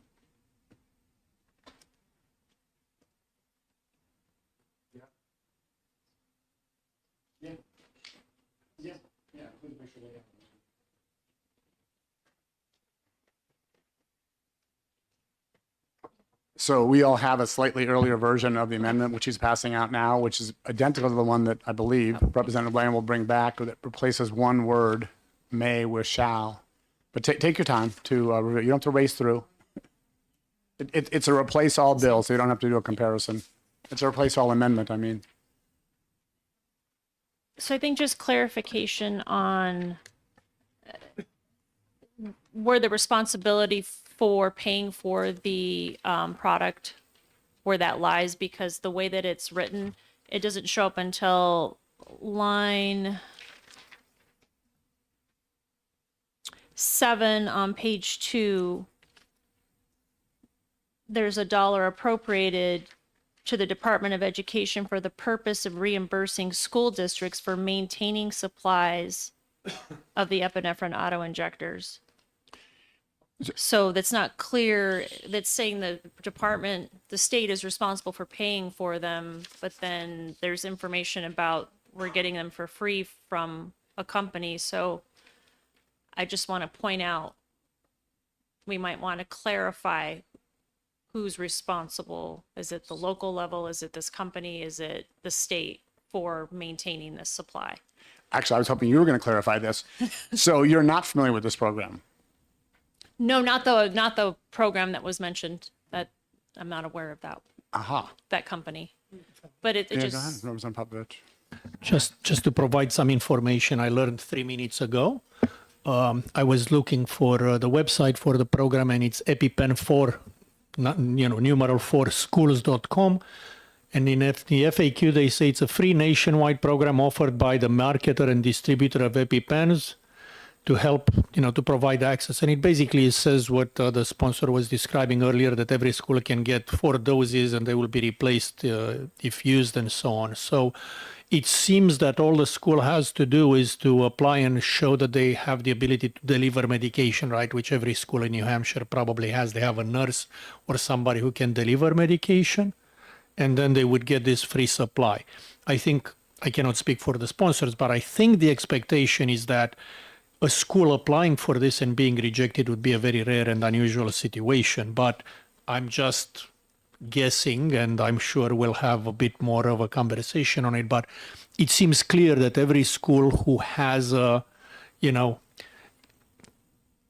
if you have students that have a valid prescription for EpiPens and so on, that they will qualify for this, which will supply again the 4 doses a year and replaced. But again, just reading from a website. Sorry, So I Representative guess, Murray. no, that's fine. I can think 2 things, so I can remember the second one. It sounds like the active agent here is the school in applying to this program.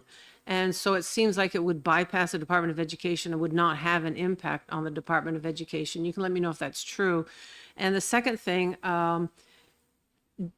do you have, and you may not know this, but the people working on the bill, and perhaps it's in the fact thing there, does the school have to have a student identified as someone who may have an anaphylactic shock, or can any school have this regardless of that, because you don't always know, what kids have? So I don't know who has the answers to those 2 questions, but those are mine. If I may jump in on the second question.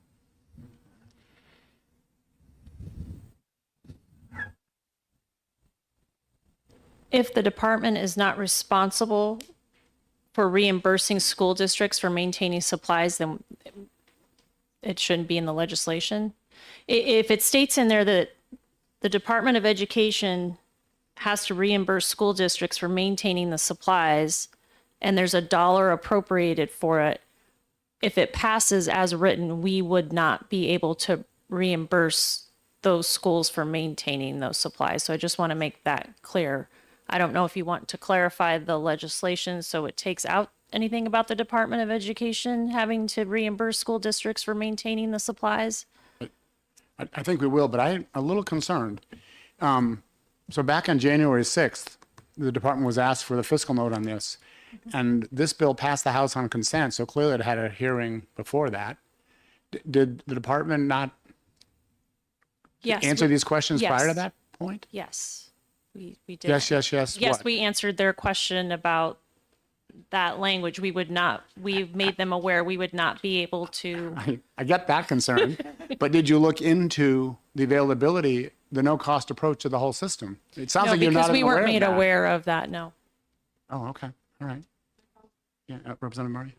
Yeah, along the same lines, the way this is written, if this EpiPen program went away, then would this mean that the schools would maintain the EpiPen program, and the Department of Education would then have to pay for the cost of the pens if this free program was dissolved? What would happen if the program was dissolved, given how this is written?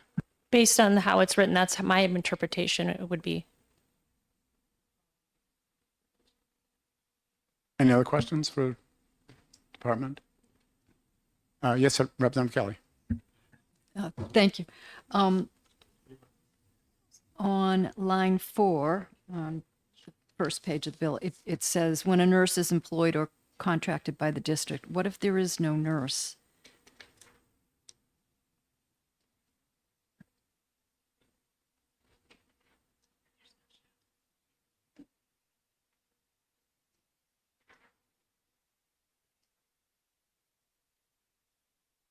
Can you clarify where you're reading? I think it's line 4, On page 2? page 1. It's page 1. Line, Oh, line 11. I'm well, sorry. line I had a different 4, number. line 4. Oh, I'm sorry. You know what? I'm sorry. I'm looking at the wrong. Oh, I'm sorry. Okay. All right. Yes, line 11. When a nurse is employed or contracted by the district. So I want to know, what if a school nurse is not employed by the school or the district?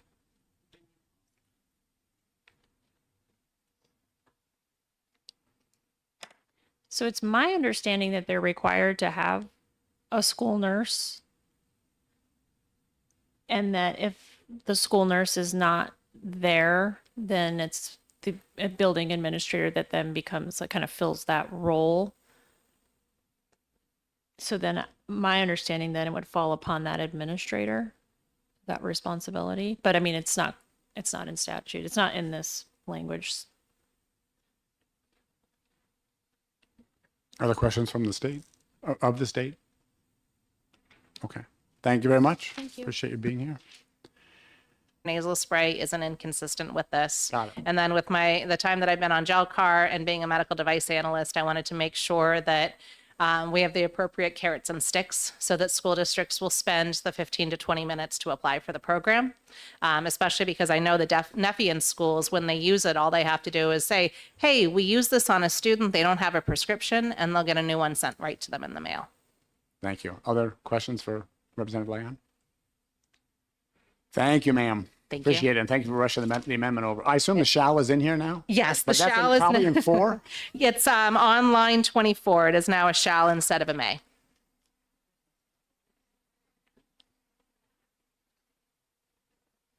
Got it. Thank you. Thank you. Representative Drago, would you like to come back and address the concern about section 4? Sure. This is actually the first I heard of a concern about this, so I actually don't even know the answer to this because I was told by another co-sponsor that we should have a dollar appropriated just in case a school got denied for some reason. If that's not the case, then I don't know. I don't want it to be an unfunded mandate on the local schools. So if a school got denied for some reason, yes, the state should have to pay for the epinephrine. So they said put a dollar in there, even though that's highly unlikely. And that's why it's there. So while I understand that, you heard what the department had to say about this. Yes, they're wondering where the money would be coming from. That's what they're wondering. So on page 1, I mean, on the first page, when it talked about the department may adopt rules under this to implement the reimbursement process, I assumed it was up to them to decide where, which fund it came out of or how that worked. So your intent is that the state is backing this up, and if the free programs end, the state's then responsible for this program? Correct. I don't see the free program ending, but yes, the state should be backing it up. I don't want to have another mandate on our local schools. Okay, please understand what that means. We certainly can't pass it. It'll be held to go into the budget, and it's a very tight budget year, as I'm sure you're aware. And you're potentially talking about millions of dollars. Schools to get them to apply for these free programs and just have families pressure them into doing it. But that sort of does away with if you want to keep the appropriation, do that and get it in a budget. Yeah, I mean, the policy is more important. So honestly, taking out that's the appropriation, I mean, it's probably better just to have the policy. As Representative Leon said, the purpose is kids can still bring their own epinephrine to schools. The problem is 25% of the times that you have to use it, you don't know you had an allergy. And so that's why it's needed in schools. So I understand that. If we just Yeah, so let's just take that out, and yeah, I think it would be better that way because then at least we can proceed. Yeah, we'll proceed it as is, and if it gets canceled for some reason, which I don't see that happening, we'll cross that bridge when we get to it. Did you have a question, Representative Murray? Yeah. Yeah, I'm reasonably comfortable with the language that sort of protects the Department of Education, but I am uncomfortable with there actually being an appropriation because we never know where that goes. The other concern I have is that there are those individuals who are quite protective and wanting to know a whole lot about what's going on with their kids in schools. And what is the potential, have you had any pushback for the parent who objects to the school providing epinephrine for their child, even if it saves the child's life? There is, you can't do this to my child unless you give me 24 hours notice or something. There is a group of people who have those views towards some of these things. Is there any potential that they're being pushed back about a parent saying, no, you can't do that to my child for whatever crazy reason that, it's extreme, but you've seen similar things, I think. Yeah, I don't know. That was not asked during the education hearing. I do see how some parents, don't want extra things done to their kids without having the notice first. I would equate this to using an AED on a child. It's a life-saving measure. In situations like this, you probably just ask for forgiveness later and make sure you save a life. Yeah. Representative Popovich. Thank you. Just a quick comment on what was just said. When you're having somebody who's at risk of losing their life on the spot, which is something that this is meant to save, consent. I mean, if you get an ambulance to pick you up and you're unconscious, they don't need consent to treat you. They're saving your life. You'll figure out the rest after. So I understand the importance of respecting parents' rights and whatnot, but when it comes to life and or death situations, at some point you gotta do what you gotta do. My question was really from earlier. If we remove section 4 about the appropriation, right? What are we gonna do about the rest of paragraph Roman numeral 6? Because it says shall reimburse. I mean, if we say shall reimburse and I don't have an appropriation, I don't think you can just take Roman numeral 6 number 4 out. I think you kind of have to take the entire Roman numeral 6 out. I'm not saying it's a good idea. I'm just saying they seem to go together.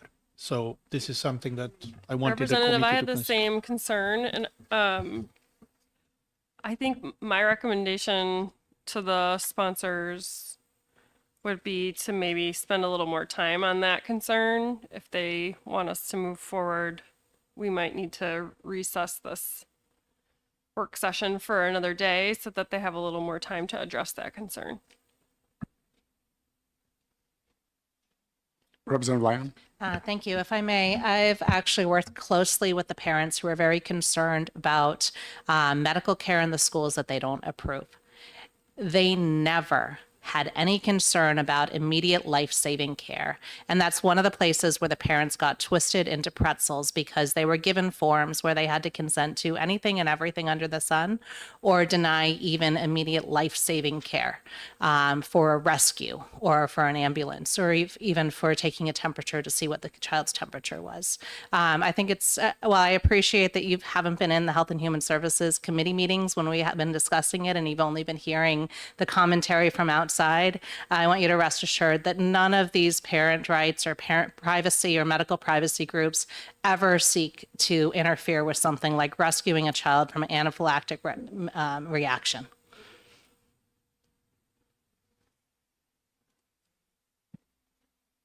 If I may, yes.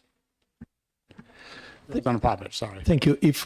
I just wanted to ask the committee if we are gonna ask the sponsors to work on the bill a bit more to maybe clarify exactly what the committee would be looking to receive from them or what would it take to get there? Because if I was the sponsor and I didn't have a clear idea of what to do, this may not be very helpful for me. So personally, and if I may make that very clear, personally, I'm fine with the bill as is because I don't want to impose an unfunded mandate. I think the availability of the free programs is not at risk. And frankly, given that, this is life-saving care, I don't see any way to not ask the schools to have this life-saving thing there.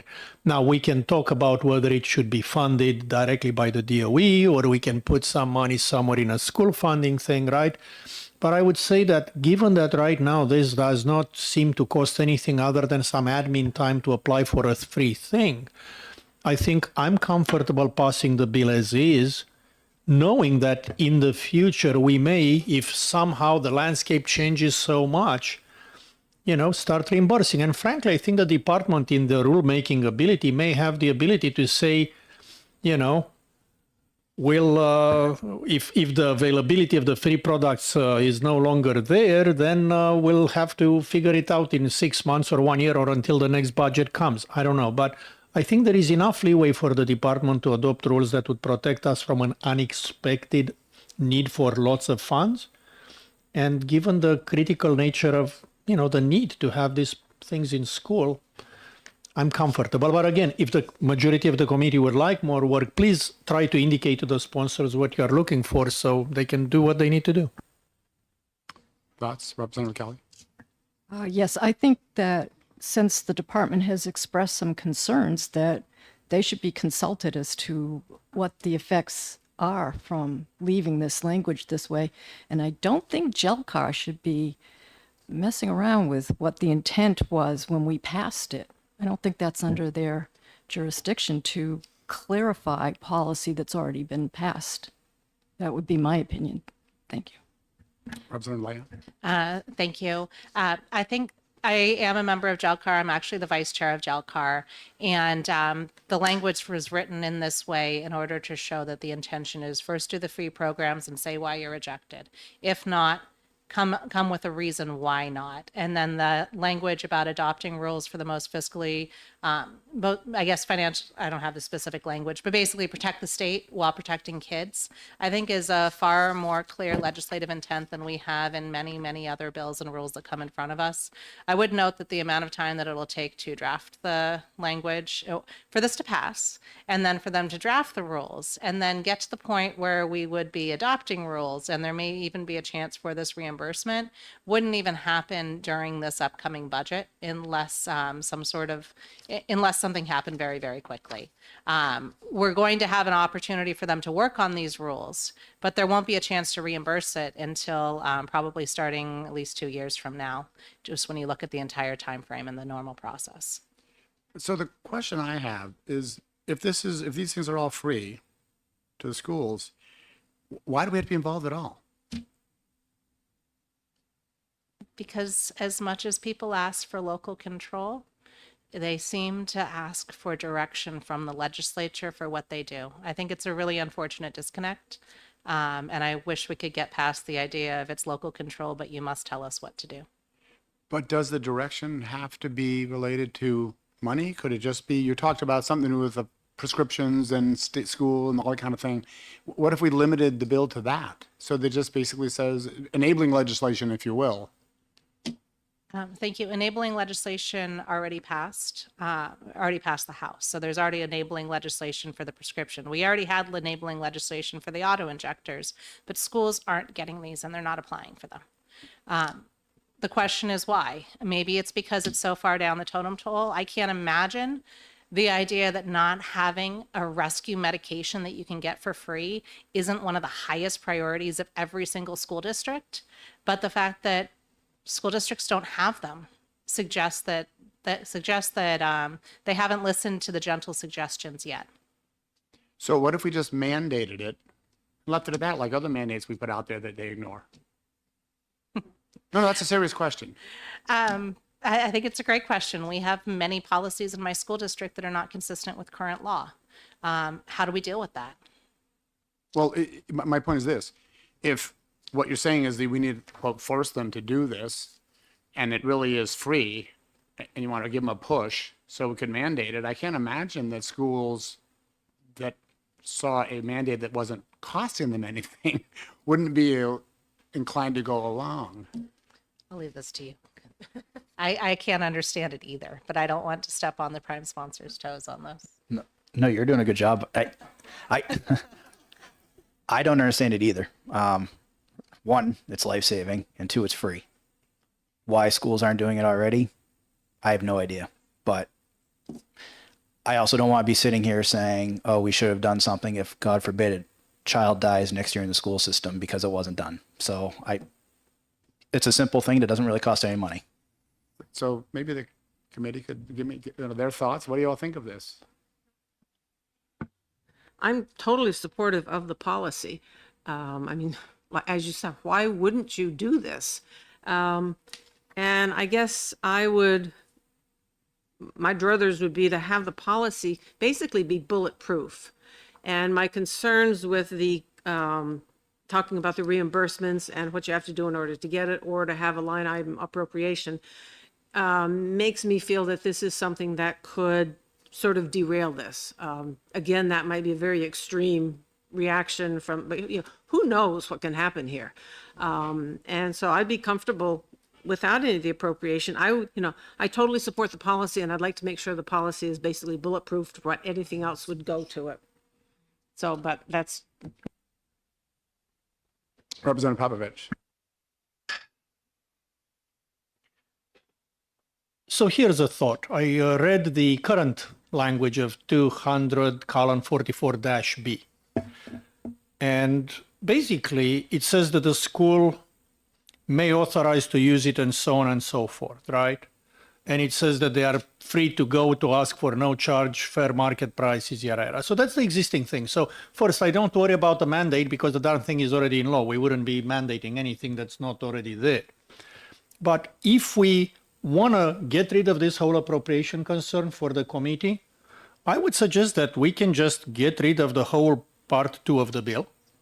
Don't even edit 244B, except to add the reference to the nasal sprays, which currently is not there. Right now, it just says injectors. And this way, you have to maintain it. The free programs are available. I don't think anybody can complain about an unfunded mandate if the supplies are free. And if at some point in time this is no longer free and easily available, a future, budget will look into how to reimburse the schools for it if it becomes a problem. But at this point in time, look, I hate spending money, especially other people's money, okay? But I mean, you're talking about at most 100 or 200, and the prices may drop over time as this is more generic and whatnot, and patents expire and all that. And you're talking about a potential death on the school grounds that could have been easily prevented by a simple, easily available medication. I think I would personally be fine passing the bill as is because I don't think the appropriation is going to be any significant risk, because if the committee is really worried about it, if we have an amendment that changes section 2 to only add the references to the nasal spray instead of saying the Department of Education is involved, I would be fine with that. I'm just brainstorming here to see if the committee has an interest in any of this. And again, I apologize to the sponsors if I'm mangling the bill in ways they didn't intend. I'm just trying to find a, good outcome. The only thing I would keep is the annual report going to the Department of Education, because right now some states have it, but we don't. National average on the low end, 6 out of 100,000 students need an epinephrine dose during the school year. On the high end, it's 22 out of 100,000 pupils. So it is needed, but we have no data in New Hampshire to say this is how many times it happens. So keep that. But yes, if it concerns everybody else about the reimbursement portion, then yes, we can remove that. So just to clarify, we're talking about specifically removing Section 2, part Roman numeral 6, that whole paragraph on page 1. And then on the back page, we're talking about removing Section 4. Are you working from the original bill or the amendments? I'm working from what you just handed, Okay, or what was perfect. just Okay. handed out. So you're removing which parts? Section number 2, Roman numeral 6. Okay. And then section 4? And then Section 4. Okay, and then that adds the assisted personnel with anaphylaxis training and the annual report? Okay. Mr. Chair. Yes, ma'am. So I'm just looking at the RSA now, and my initial comment still stands because there are additional sections in RSA 200:44-B that are not being changed that has permissive language. But if we're only changing subsection 5, according to this new amendment, we're going to have a disagreement in law between mays and shalls. And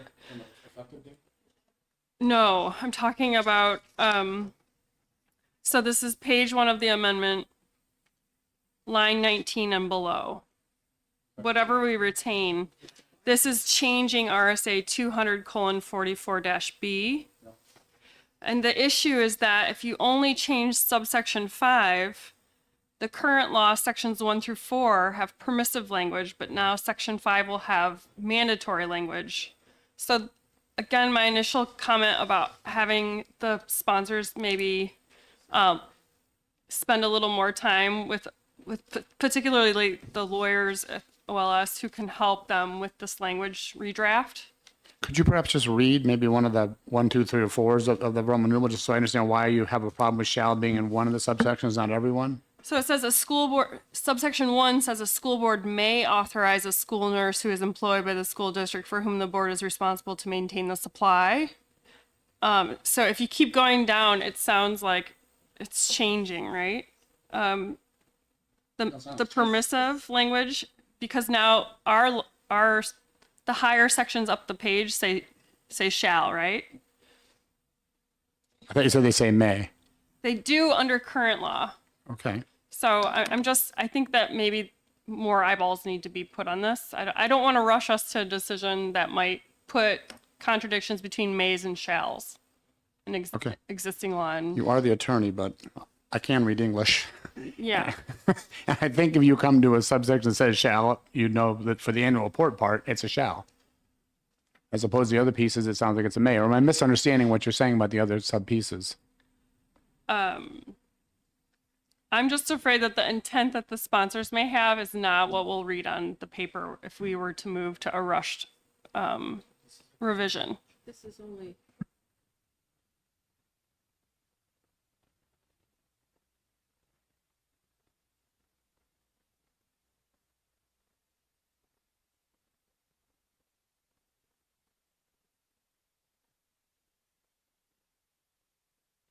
How does everybody feel about that?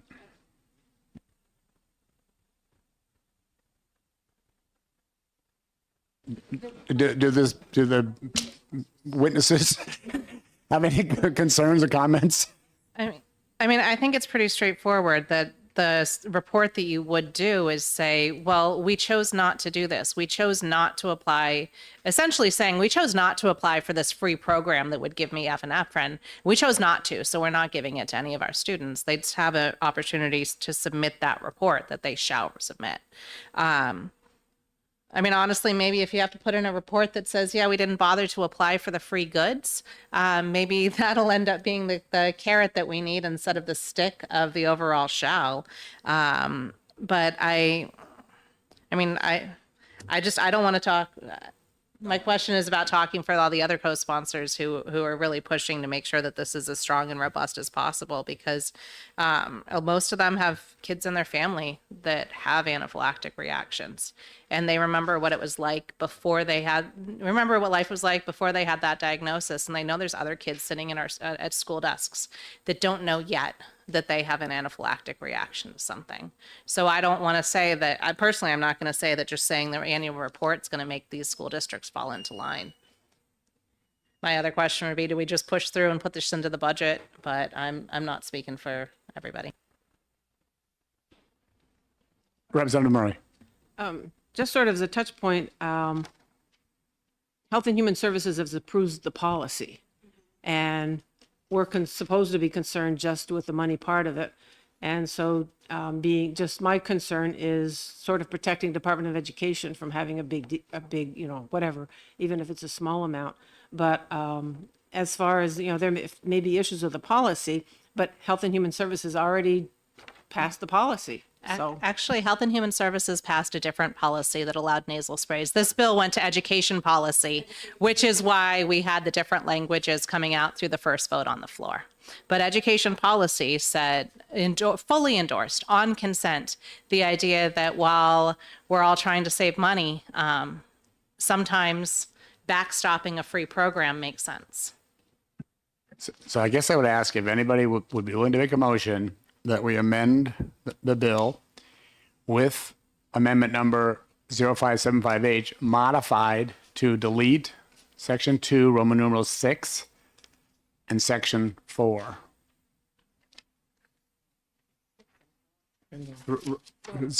Section 2, Roman numeral 6, not section 2, Roman numeral 5, and section 4. Representative Popovich. I will make a motion, as suggested by the chairman, to amend the bill to amend the amendment 0575 to remove number 2, Roman numeral 6, and to also remove section 4 and renumber all sections accordingly. Is there a second? Before proceeding, Mr. Landergan. Sorry, Representative Hacken-Phillips and Representative Popovich made the motion. Basically, the two hyphenated names are in. Mr. Landergan, is that too much to No, you can handle that? Yeah, I didn't get a copy of the new amendment, so I'm Oh, assuming, is yeah. the only change just that may to shall that's been referred to?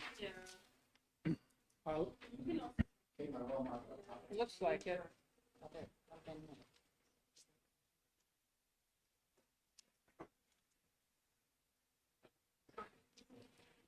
Representative Leon, do you have another copy of the amendment? I do. If you could give one to the Department of Yes. Education, maybe? Yes, I can give one of these copies to Oh, them. no, I wanted it for you. Oh, You have it? well, I already gave them to the Department of Okay, Education. Thank you, that's all I wanted to do. I should have gone for the 20. I said 12 with the number of people. I didn't realize how much markup we would be doing. I apologize. That's a good question. So maybe we could have the department come back up and see what they have to say.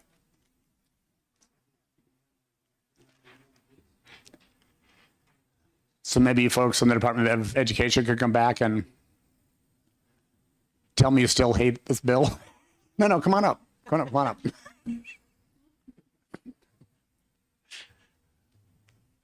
We're a free range committee here. I just want to clarify, I don't hate, I don't love, remain completely neutral and just want to make sure we're pointing out, if it were to pass, we wouldn't be able to do anything. And that's the type of legislation I like to point out, because if there is a price tag associated with it, but nothing appropriated, I can't do anything, and that puts us all in a bad I position. apologize for being facetious, but how do you feel about the amendment with those pieces removed? Do you want to speak to that? Sure. I think to Representative Hacken's point, what's in current, I think that maybe the sponsors, just to clarify what's in current law, just make sure that if they're looking to either repeal it or just make sure that the amendment matches what's in current law, because it might be a little bit contradictive on the mays versus the shalls, depending on what. So Because- honestly, I can speak English. I'm just kind of curious as to why there's separate independent sentences. 4 of them say may and the 5th one says shall. There's no relationship between those sentences, is there?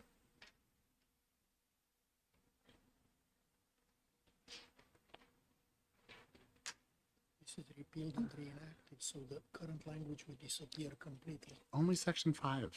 Right. Or 4? Roman numeral 4? So for So- in current law, Is if a school- if the intent of the bill is to mandate them. Could you read 4 so we know what you're... It says a school may enter into an agreement with the manufacturer of epinephrine auto-injectors, third-party suppliers of epinephrine auto-injectors, or healthcare offices to obtain the epinephrine auto-injectors at no charge or at fair market prices or at reduced prices. A school district may accept gifts, grants, or donations from foundations, organizations, or private parties to purchase the epinephrine auto-injectors. We're requiring them to do this. No. We're requiring them to provide an annual report. That's where the shall is. You just read mays, not shalls. In current law. So if the proposed legislation wants to require them to do this in current Require them to do what? to enter into the agreement to get the free EpiPens. We're not trying to require them, Okay. right? We're removing that section, lines 24 through 31 on page 1 of the amendment, and lines 6 through 10 on page 2 of the amendment.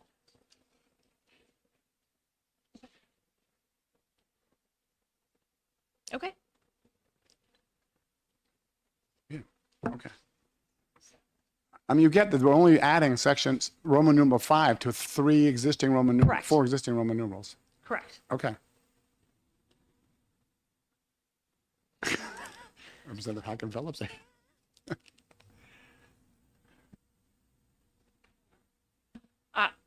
It's entirely up to the sponsors how they want to move forward with this. I would leave it to them. If they think they need more time, if they don't, that's also fine. I just think, whatever the end result is, it's going to be their bill. So they should be able to defend it, I guess, whatever way they want to go. I thought they had, but we'll have them up here one more time to confirm. And so you're okay with where we are now as far as the concerns the Department of Education has? As far as for the Department of Education, our part is clear. Okay, thank you Our very much. marching orders are clear. Okay, thank you. and maybe the sponsors can come back up and just confirm they want to go forward with this. And I would just say that the reason I'm being, the question is, do we push this forward? Because right now we could put an OTP out, get it through the House, off to the Senate, and see what happens. Otherwise, it hangs out and we retain it. It hangs out until we do the budget, and then I don't know what happens. So I leave it in your hands in terms of which route you'd rather us take. I think taking out what we talked about and leaving the rest still leaves the intent of the bill and just gets rid of some of the confusion. So I'm okay with doing that. Okay. And Representative Leon, I know it's not your bill, but do you feel the same way? Yes, I'm definitely all right with that. Okay. And Mr. Landrigan, you're comfortable with what we're talking about here? Okay. So we have a motion on the table. It's the OTP amendment number 2025 excuse me, 0559H. No, it's 0575. Oh God, that's right. I don't have the actual amendment. Sorry. I got it. Yeah, you're right. I'm sorry. I'd given mine away. Wait, you can have mine. You can keep mine. I'm good. So I'll start again. A motion on the table to amend HB 677 with Amendment 2025-0575H modified to strike Section 2, Roman numeral 6, and then also strike Section 4, and of course renumber all the sections accordingly. So I guess my first question is, does that amendment make sense? Okay. Madam Clerk, when you're ready, you may call the roll. Representative Papavinci. I'm sorry. Representative Papavinci. Aye. Representative Bean. Yes. Representative DeRoy, yes. Representative Murray. Yes. Representative Hacken. Phillips, sorry. Yes, thank you. Representative Kelly. Yes. Okay. Representative Burr. Yes. We have the motion moved, 7-0. Okay. This is all right. So thank you both for your considerable time. I really appreciate it. I hope we get what we need, what you need out of this, and have fun with the Senate. Thank you for entertaining us. Thank you. Hang on one second. I don't believe so, but hold on. Were you reading off the first bill that they gave us or the amended one? When I was reading The amended. the amendment, This one? Okay.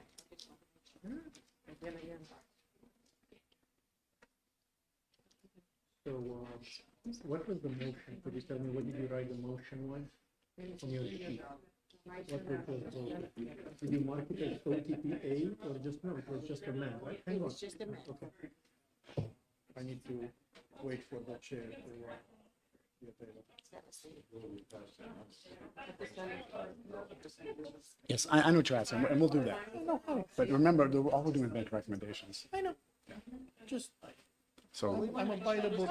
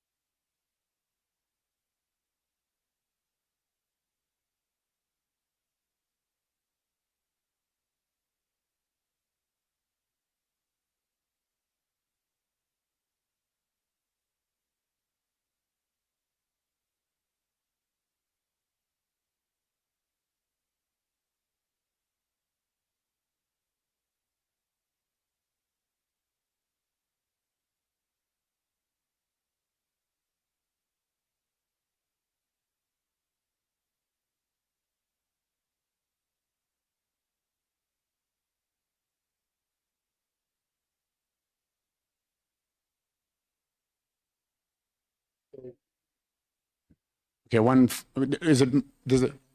do we need to have a separate motion to say we want to OTPA this, or have we gotten far enough?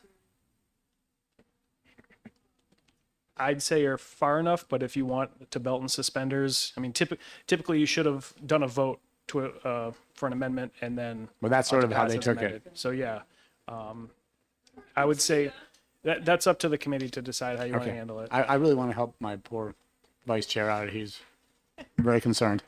So I'll entertain another motion to OTPA with the amendment that we just approved as modified.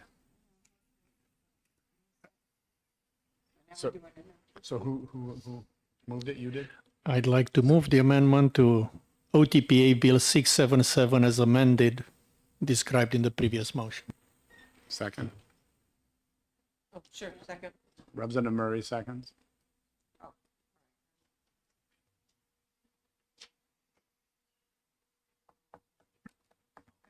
And when you're ready, Representative DeRoy, you can call the roll.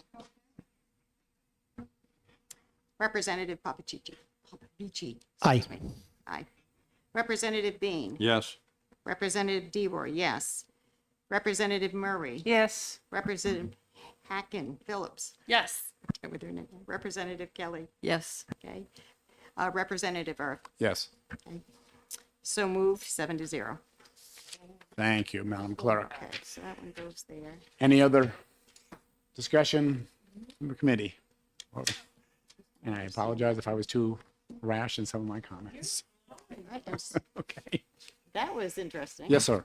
One thing you may want to figure out is typically when you go to the full committee, usually whoever makes the motion and the second will make the motion and the second across the way and then speak to those bills. I don't think we've officially said, okay, represent whomever is going to speak to that bill in the full committee. I don't know if you just want to make that clear moving forward. Is anybody willing to make the motion and speak to that in committee?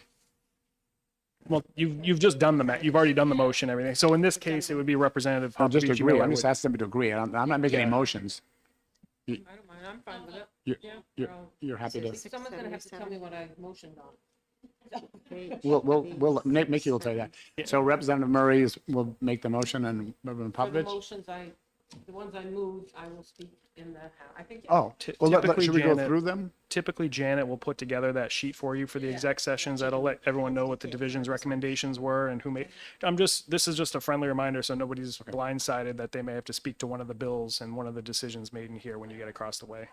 So you don't necessarily have to do anything today about it. It's just a Do you want us to reminder. review the ones that she has them on her? This is for your own personal benefit or the committee. You can go through them today if you want. I think I've got my notes here too. We can just make sure everyone's clear on. Yeah, why don't we do that? Make sure we're clear so people here know what they're doing.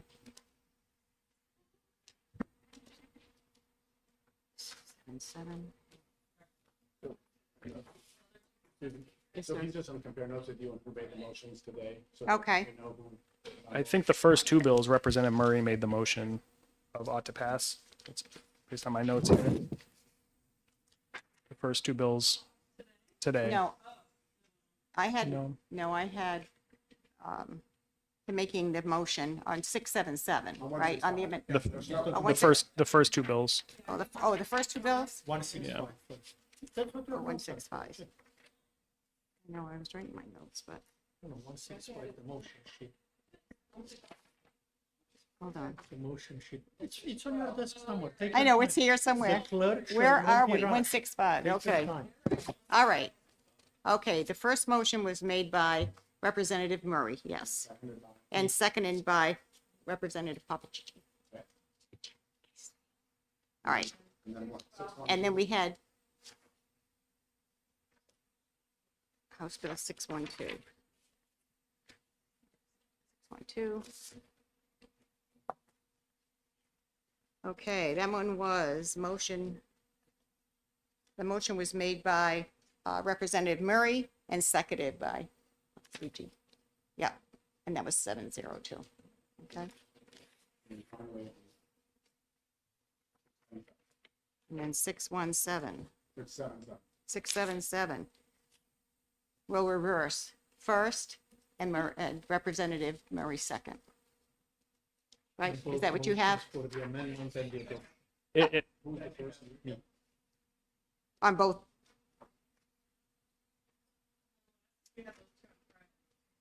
And then then we had the amendment with changes was a motion by Representative Hagan Phillips, and then, I mean, she was second, and then Papafici was, made the motion. That was the amendment. Yeah, that's not relevant because we won't discuss the amendments separately in committees. Okay. So basically, it's Representative Murray for the first two bills, and I am on the third. All right. Okay. 6-5. So hopefully I get better at the coordinating this whole thing. I'll get there eventually. Yeah. I'm never working. Yep. This one. Are we still on? Yes. Yes. I believe that's correct.